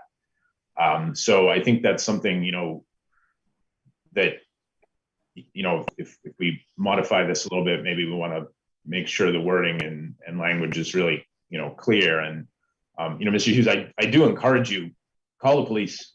If there's a problem, call the police and, have them address it right with whoever, because you have an event and some people, despite best intentions, that show up. It is a little hard. I completely understand your frustration there, but if someone's blocking your driveway, if someone's, idling in impeding traffic or causing you a nuisance, I'd really recommend, we'll of course listen to any correspondence that comes to the board, we review, but, call the police and have them address it right away. Certainly if there's people that are loud or anything like that, it needs to be addressed, I will. I appreciate that, and I appreciate your words there, and I will take full advantage going forward. Okay, so if if there's no more, you know, I think we're good with public comments. I appreciate everyone coming and, you know, voicing their perspectives. You know, the board really does, you know, we do want to listen to everyone, whatever they have to say. So if the board doesn't have any other deliberation on this issue right now, unless Valerie, you think we should keep the public hearing open, I'm okay to entertain a motion to close the public hearing and then perhaps at our next meeting review the details of any decision before we vote on that, if that's appropriate, or you think we should keep the public hearing open until we're reviewing a written decisions. I think that the only consideration there is if there's any additional materials that you may wish to review prior to issuing a decision, then it would be appropriate to keep it open. Otherwise, we are able to condition a decision on getting other materials later. So really, if there's some extra information you might need in order to make the decision, I think you should ask for it. Yeah, there's nothing from my perspective. I do think having the marked up plans, if we don't have those already, showing the parking and whatnot is a good thing to have. So it's clear in the future. But I don't know if anyone else has any other requests for info. I have one question for Wendy. So it sounded like, I think you mentioned it, that the intent is not for people to be out on the road, and it sounds like you let people know. But just like if you thought there was a way to enforce that better, you know, just for public, you know, ways, safety and stuff. Most certainly, I will definitely do more than what I've done in the past with communicating. And I can have somebody at the end of the driveway to make sure people follow the rules. And I'm open to any suggestions, and I want this to be enjoyable for everybody. So I'm Yeah, maybe happy. even if there was just like a sign you could put up just during your events, like don't. Oh, certainly. You know, something like that, you know, just something like one of those sandwich boards you can put up Sure. just temporarily, just to get people off the road. Absolutely. Okay. Thank you. And I agree with Eric on this one as well. Michael is entitled to his privacy. And it is frustrating having engines running. I don't know what time of day that they're running. However, he's entitled to it. Does that make sense, Wendy? Sorry. I was just gonna say, besides, I have no other questions and I'm fine with closing the hearing. I don't have any other concerns or anything. Okay, we'll entertain a motion to close the hearing. I'll make a motion to close the hearing. Second. And those in favor, Pete Driscoll, Aye. Eric Nealand, Aye. Jim Barr, Aye. and Bob Romer. Bob, we're having you vote on this one in order Aye. to help us get to a, yeah, thank you. All right. Thank you for your time. Yeah, thank you, Wendy. You know, best of luck with things, and you know, appreciate everyone's time and comments on this issue. So procedurally, what, Valerie, you're gonna write up a draft or on Exactly. the approval, and then we vote on that next time or something? Exactly, that's right. Yeah, I'll have a draft ready, and it could be voted at the September 14th meeting or the 28th, depending on the schedule.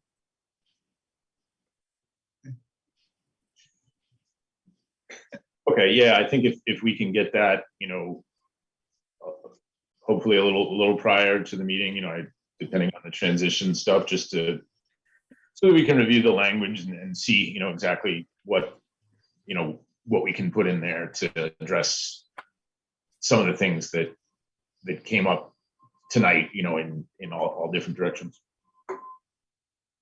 Sure, it sounds good.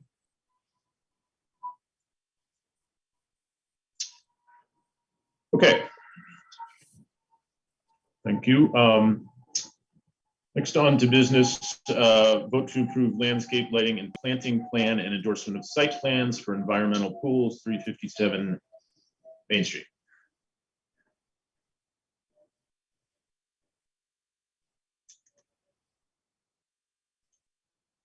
I just wanted to address the comment in the chat.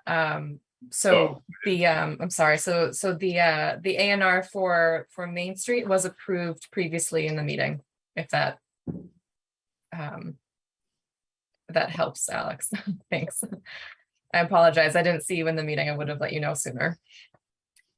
I'm not sure if the applicant for 357 Main Street is here. Okay. Is this something that they were planning to come for, or? Yes, I had thought so. Is anyone on the call here for environmental pools, 357 Main Street?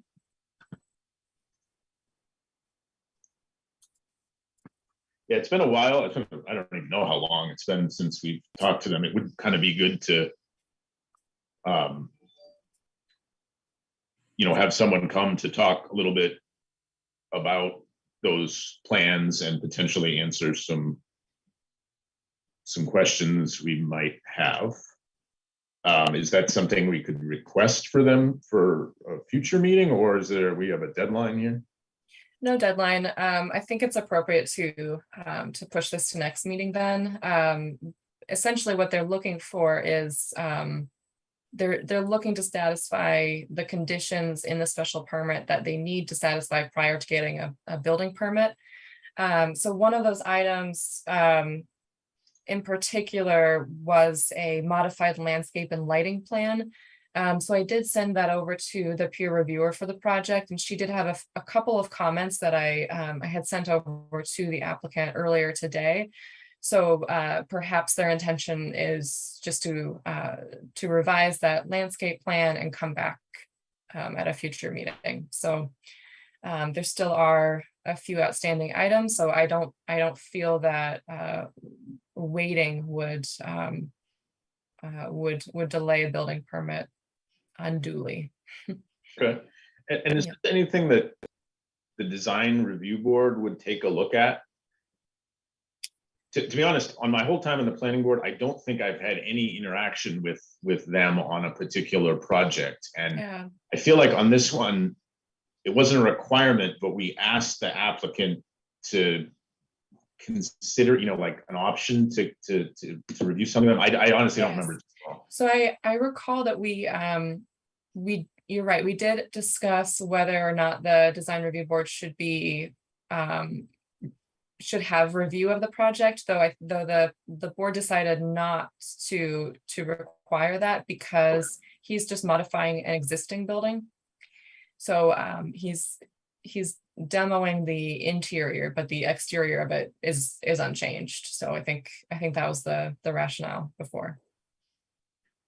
Yeah, no problem. I recall some discussion about it. I just didn't remember the outcome. So yeah, maybe if you could ask them to come to a future meeting or them or, a representative just to review the plans with us and kind of talk about,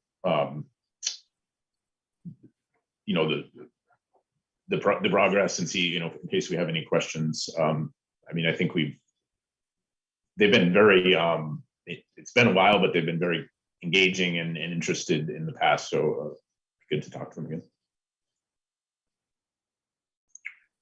Out of curiosity, what is the purview of the design review board over and above new structures? Do they look at landscape design, visual issues? Yes, they do. Landscape is part of that. They even, Danielle Spicer, who used to be on the planning board, is on the design review board. So she'll often even bring up some other site plan considerations. She has particular interest in stormwater, so she does just do a brief review, even though it's not necessarily something the DRB looks at. So it's mostly intended to be exterior features, lighting, signage, and landscape as well.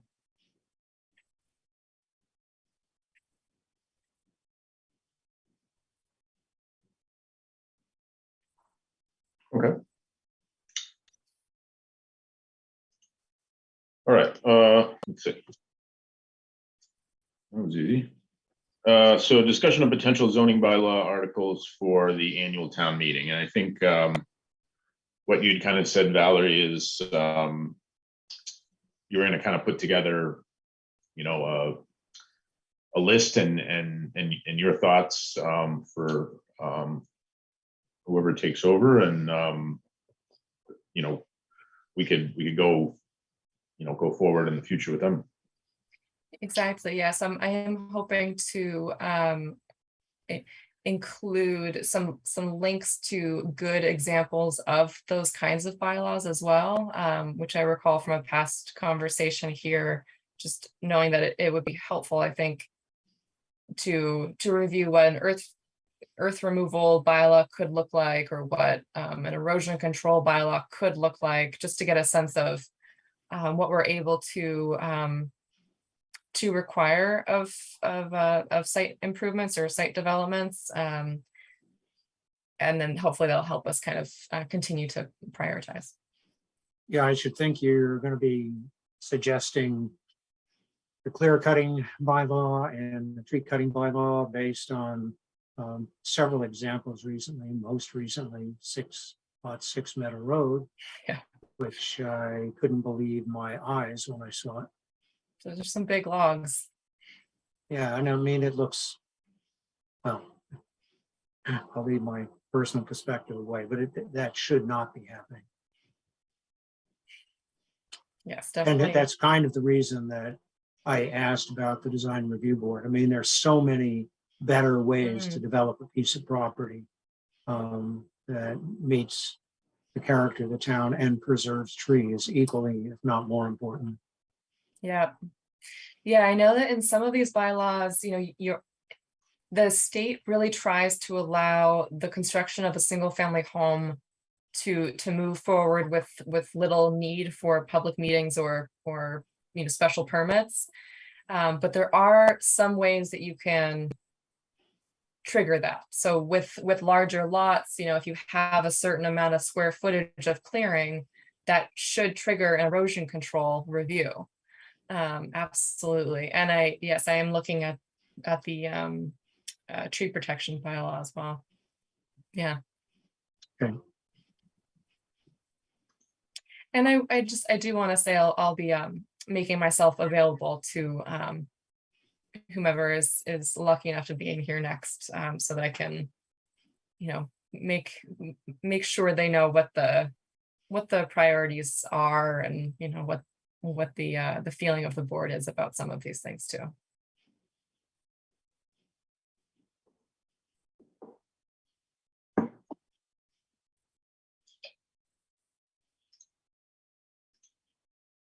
Okay, and last item to review town planner exit memo. Well, I hate to lose you, Valerie. So, I know. Yeah, the timing is not great. I know it's not what I would have wanted either. But you know, they said the other day, wish you nothing but the best, and it sounds like an awesome opportunity. So Yeah. yeah. So would you like to you know, go page by page, or Yeah, I mean, first of all, this is very thorough and comprehensive, which is great. I mean, I think maybe if there's any, you know, sections that you think are really relevant to share with us, for example, the other, you know, lists of other boards and committees and stuff, I don't think we need to dwell on that, but maybe some of the later on stuff that you might want to highlight to us. Sure. Let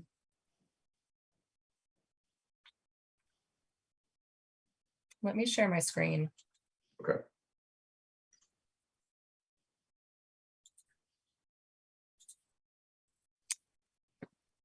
So I just scrolled past all of those board and committee memberships and kind of went right to the planning board projects. Please let me know if I've forgotten any or if the goal here is to describe any project that is still within permitting or is still under construction. So anything that's not complete. Gotcha. So environmental pools. I noted the cease and desist off Meadow Road. You know, I did want to explicitly call out a few of our subdivisions. So with Century Mill Estates, I just wanted to make my recommendation pretty clear. Obviously, that does not come from the board. That would still need to be discussed at a public meeting, but you know, I do recommend that the board take steps to pull the bond for Century Mill Estates and to try to get that subdivision complete for town meeting 2023. And part of that is down here that the current deadline of the extension is September 22nd.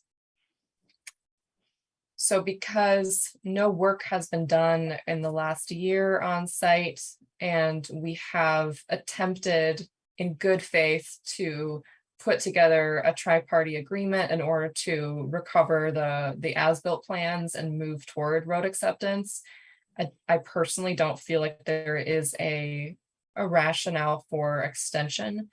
So what I'm going to do is provide the developer with an email just stating that this deadline is coming up, so he's aware of it and is able to request an extension or not. The planning board can opt to act on that at their meeting of September 28th. To act on not providing an extension, I mean, or to provide one. There will likely be steps after that will need to be discussed with town council. What are the implications? Of not granting an extension? It basically means that that he's had enough time and that the road should be completed. So it's essentially a first step toward pulling a bond.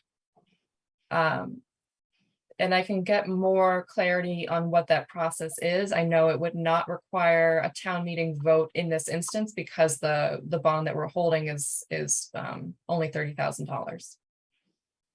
But in terms of the practical reality, if the bond gets pulled and the road has to be finished, can it, and who pays for it? So we would use what is remaining in the bond to finish the subdivision. I think it's pretty clear that in fact that is not enough funding to finish what's left. Not because there's more construction necessarily, but because there is just a lot of fees. So fees around getting the as-built plans. I know that the engineer needs to be paid for that. We also have, we're in debt. Well, we have a negative balance with the peer reviewer for about $7,000. So they're quite, it would not surprise me if we don't have enough funding to complete. Though what could happen is, you know, the planner could request other funding to be used. We could, I have not been in that situation. So, you know, I think this would be a conversation with the town administrator and town council to see what other funding we could use before. I think a last resort would be requesting money through town meeting. But in order to go into this with eyes wide open, I would assume that we would have to get a third party professional to do a cost to complete that includes not only construction, but again, all the permitting, any other consultation that would be required or has been required and not yet paid for. and roll that all up into a cost to complete estimate with escalation that would be the basis for a town meeting vote. Yes, and we could use the peer reviewer that we have to help us with that. So Niche Engineering has previously provided peer review services. They're very familiar with the project. However, they would need to be their funds would need to be replenished before we would be able to discuss the project with them. Boy, what a catch-22. Yep. Totally. Niche and engineering already had it. Yeah, Bob, you're right. You are 100% correct. But I mean, the catch-22 could go on for a long time. Yeah. Unless somebody makes a decision about funding it up front. And I would think the town administrator wants to think seriously with the law committee about what the implications of that are and what form of litigation might occur. Yeah. Exactly. Yeah. And it would also mean that if someone, else wanted to build the, phase 1 and 3 or whatever hasn't been built a road there, they would have to start the permitting process all over again, right? Oh, yes. They are permitted under the existing definitive subdivision approval. The bond pulled would only be on phases 2 and 4. Do we hold any bond for phases 1 and 3? We do not, which is a concern, because if you drive down Century Mill Road, you can see all that land disturbance. So there's nothing, if they were to walk, there's there's nothing that allows us to put that hill back. Right, but I'm saying if we don't extend the deadline for constructing the road, it affects that as well. Yes.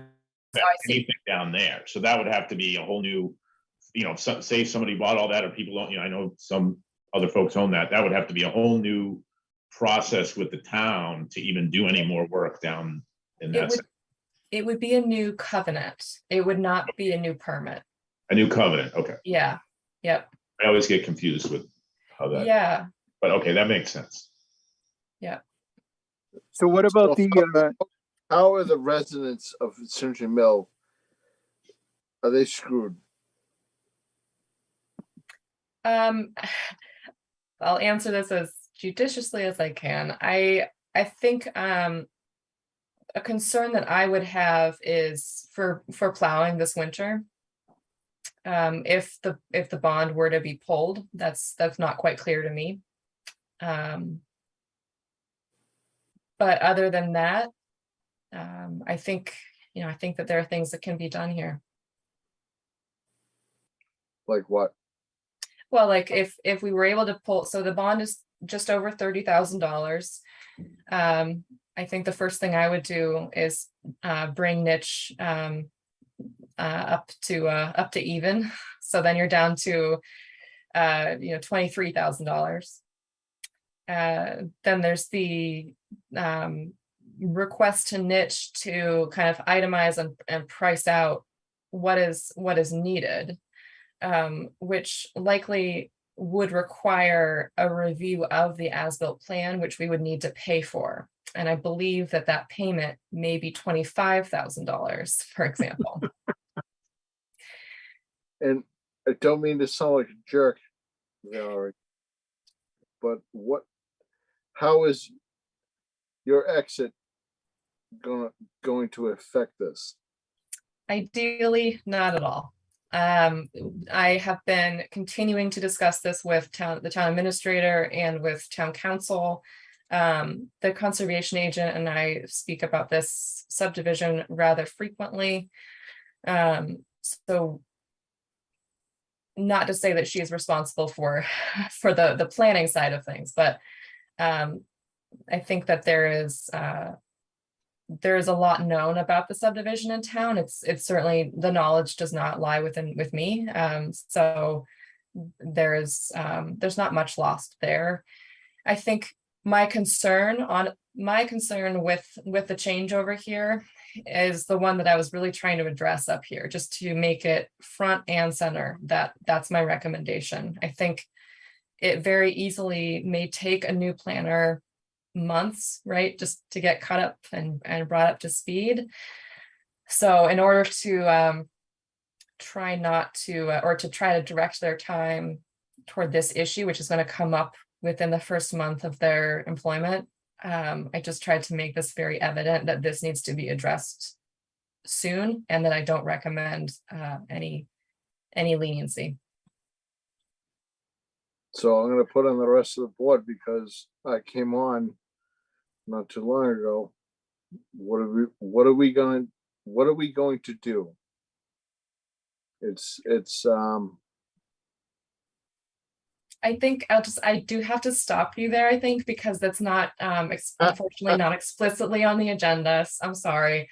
So I think it would be good to put it on the agenda for next time, which will be a great way for the planner to get ready, right? To know that it's an item on the agenda, so you know, get clear on what's needed. And I can. Can I ask a more general question? So how many units of the total are built in 2 and 4?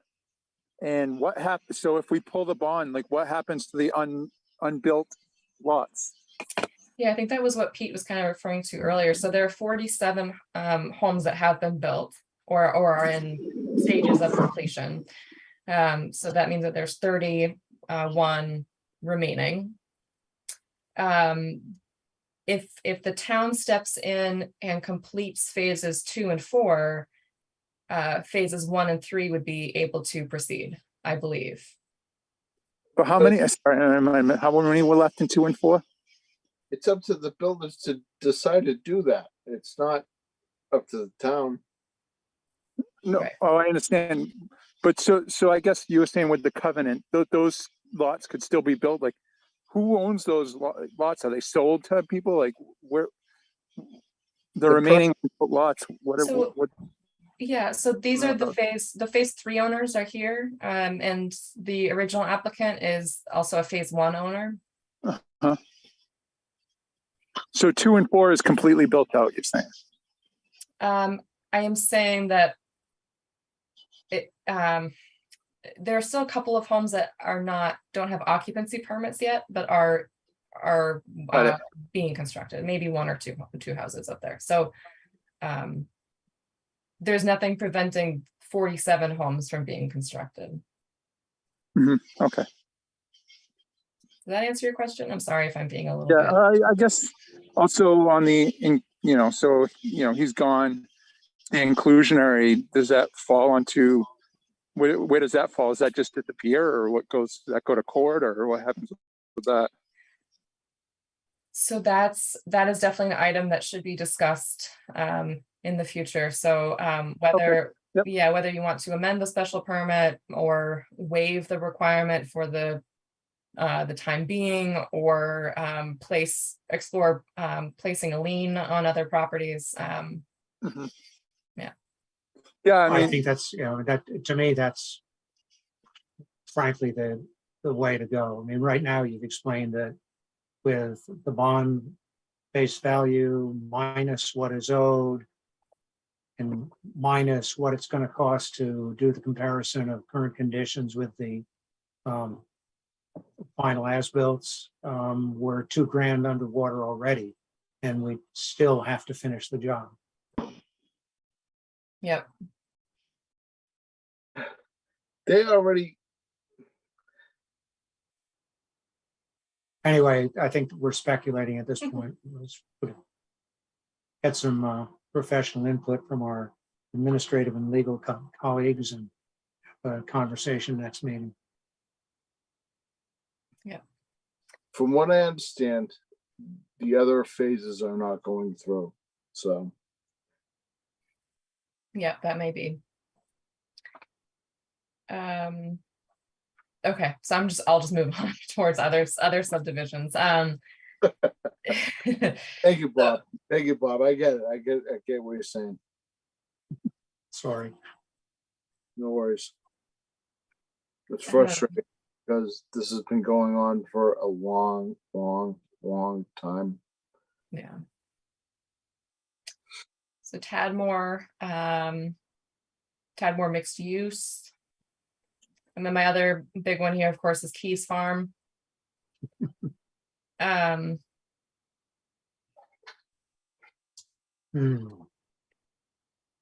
This is one where it's more tricky because I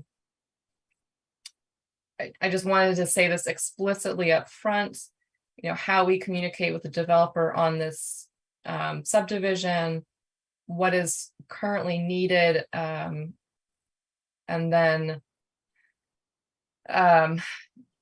there's still the covenant there that has a deadline of July 18th, 2023, which does limit our ability to get tasks to be completed sooner than that. So unfortunately with this one, we may need to wait for next summer. But it's headed in the same direction.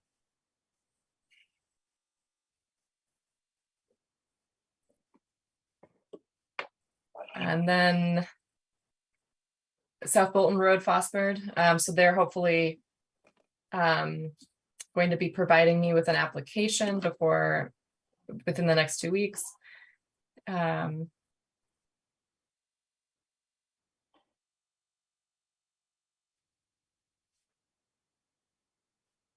Some Houghton Farm issues. There's one issue here with I'm not sure if I've mentioned this in the past, but there's the owner of 58 Houghton Farm Lane constructed a basketball court in the backyard. It seems like it is in conformance with their property lines. If you recall, there's a 40-foot no-cut buffer in the backyards of several of those lots. The homeowner has provided an as-built plan that shows that the court is outside of the 40-foot no cut. There's an abutter that disagrees, so there's the abutter will provide a survey to help out with that. I left some notes in here about the 2 marijuana establishments that may be coming in. I don't have much information about the status of 58 Main Street, but I left a little bit more in here about 46 Main Street. As I mentioned in the planner's report earlier, I did discuss with the owner just a few items that they would be looking for a waiver on. In order to get a complete application. They are interested in going through the preliminary process first, just to make sure they're understanding the full process, as it's the first time for everyone here. So we'll get to test those rules and regs. So I've listed out the areas where they may ask for some waivers. But it's basically waivers because of a very different type of establishment, right? Right. So he was asking In an existing facility. Right. So what would be reviewed through peer review? And I was saying it's probably traffic that's the most concerning because there's no other site improvements. He did say that rather than provide the complete application that was given to the Cannabis Control Commission, he'd rather provide an overview document, which is standard in other towns. He said that the complete application is it's hundreds of pages, and it's lots of individual documents, but also it contains some proprietary information. So he was saying that he can provide an overview document that shows what all is in there, and if there's anything in particular the board wants to see, you can just call it out and ask for it at that point. But he's just wanting that to not hold up a public hearing process. Does that suggest that in the future we should amend the regulations? Probably, yeah. Yeah, if we just allow the overview document, if there's another term for that, that would definitely be preferable. Yeah. So it'll be a three-step process. Here's a heads up of what we're gonna do. Here it is in more detail, and then the final. Yeah, yeah. But there are other plans that we do specifically call out and ask for. So it seems like in the application to the Cannabis Control Commission, there might be a ventilation plan, which they're already required to give us, but there might also be something about the way they extract product or something that they don't want to share. So from there, I moved into ongoing ZBA projects.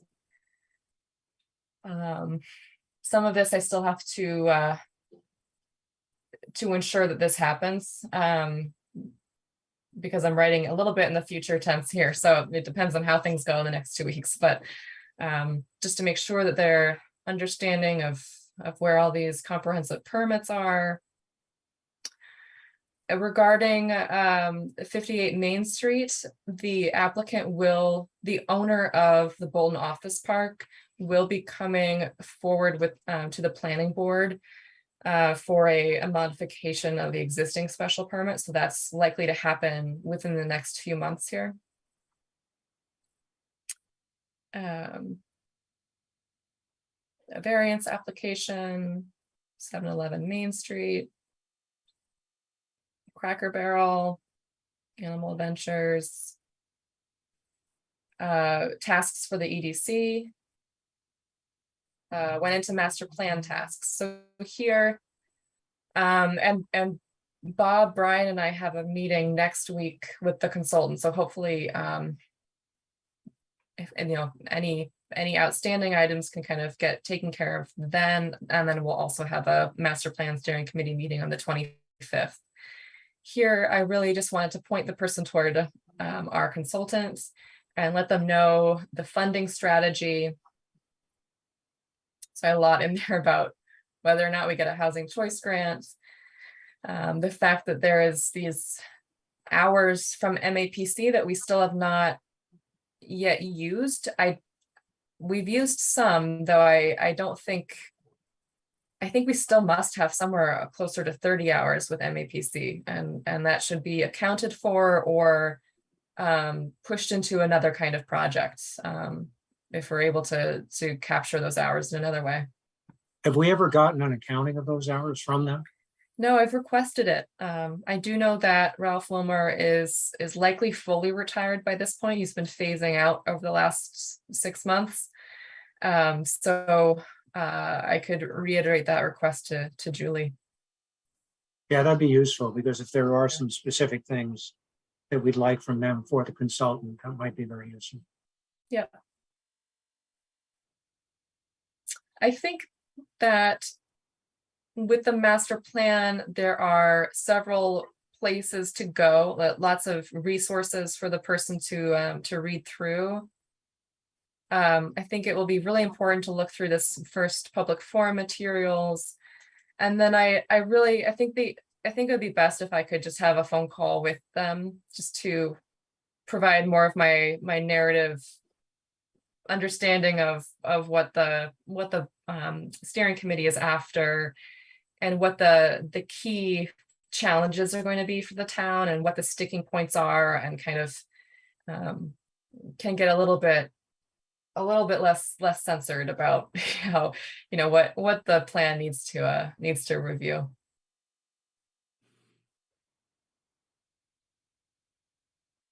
One of the first things they may need to do is apply to the Green Communities Act or grant. There's the option of doing that by October 7th, though they can also wait for the April round.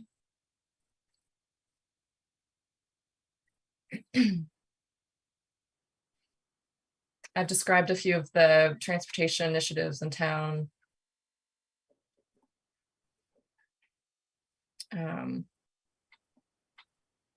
The roundabout project, complete streets.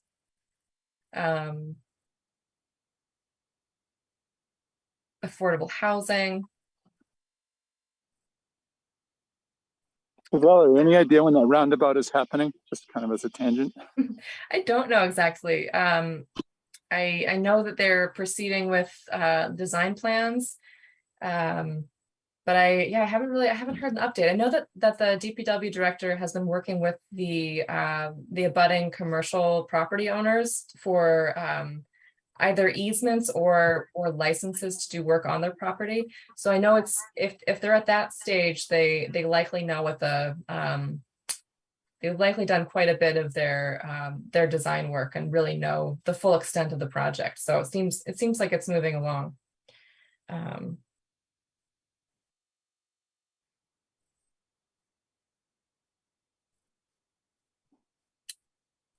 I still have to add in a few more things here to give them the contact information for the Mass Downtown Initiative grants. Let them know that they're on the a few different committees for the Municipal Vulnerability Action Grants. And that's about it from there.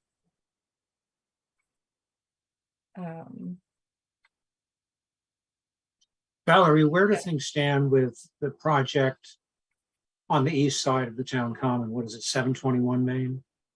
Oh yeah, 7-Eleven, that is in here. 711. Yeah, that's in here under the Zoning Board of Appeals. So the ZBA gave them a special permit, but they still need to work with the Conservation Commission. They've been allowed through the Concom to proceed with the demolition of the barn, though they have yet, I believe, to apply for a notice of intent for the full site.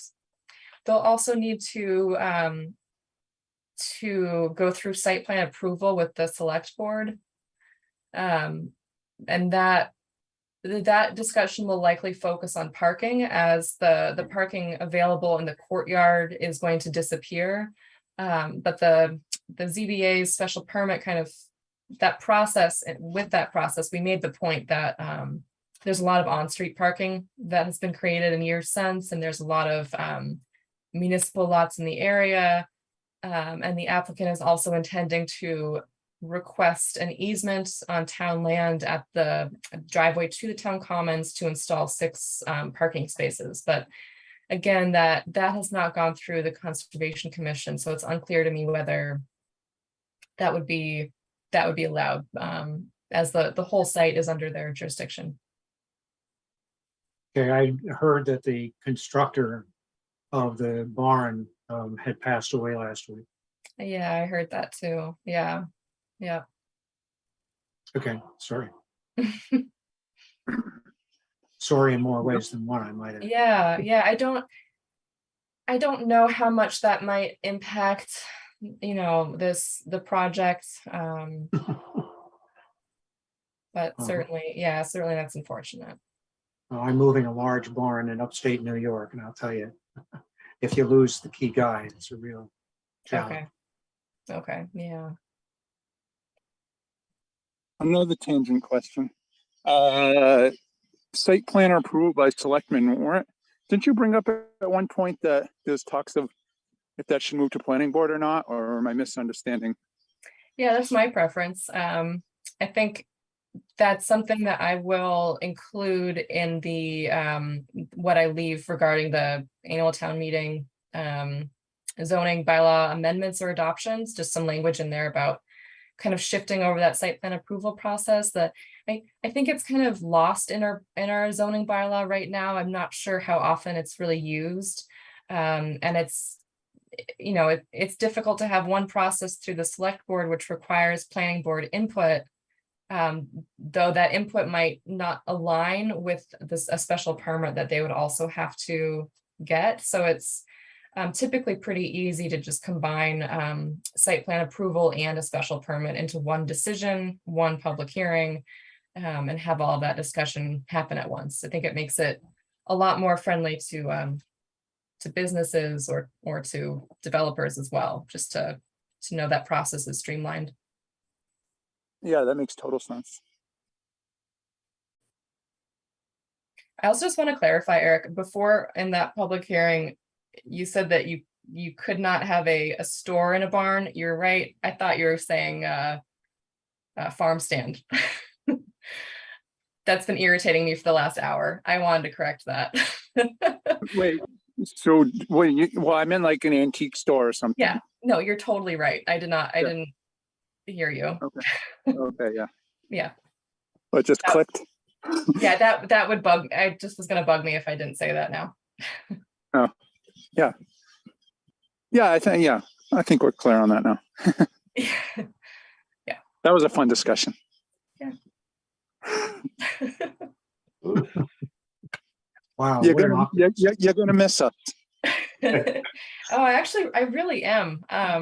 Yeah, it really is bittersweet. You know, I did used to work in Stowe, so in some ways it feels like a return. But you know, I've also spent the last year and a half putting down roots and really looking at being here for a long time. So it feels emotional. It's a shift. It's a pretty big shift. So I'm glad to I'm sorry we can't meet in person, so I can thank you all in person, but this has been really a fabulous experience. And as I've said to others in town hall, I absolutely recommend this position. I'm really hoping that we get someone who can whip everything into shape and do things better than I did. Wish us luck in that respect, please. Yes, I think it's possible. And I'm just a town away too, so I'll be keeping an eye on things. Well, my view of this is if there is in fact a silver lining in all of this, your transition document was an incredible primer for a newbie to the board. Thank you. You know what, and even that I have to thank Erica for as well, because she left me with a fabulous exit memo, and so I've just been able to you know, to adapt it, to update things, and to move forward. So Erica still is getting kudos even years on. So yeah, I have to thank her for that. Yeah. Well, we're definitely going to miss you, and we certainly wish you nothing but the best. Thank you. So if there's anything that you know, between now and the time you leave that you need to let me know of, feel free to reach out by email. I'm going to be out of town for about a week and a half next week, but after that, so feel free. Yes. I think what I'll do is once that exit memo is finalized, I will send it to you all. And then I may, you know, you mentioned wanting to be able to review a draft decision for 5 Harvard Road a little bit earlier. So I can kind of give another email later on in a couple weeks and kind of tie up any loose ends that might come up. Yeah, if you're talking to town council, I think it'd be worthwhile clarifying the relationship between the barn bylaw and the home occupation bylaw, in the sense that by issuing a special permit under the barn bylaw does not preclude the rights under the home occupation bylaw. So I think that got really mixed up tonight by Mr. Hughes. Yeah. You know, it's to take one special permit and try to do that would be, I believe, an overreach. And, you know. It would be. Yeah, I believe that the law would see that as depriving a homeowner of an economic value. Right. Right. Yep. Yeah. I'm gonna have to stop all the weddings in my backyard now.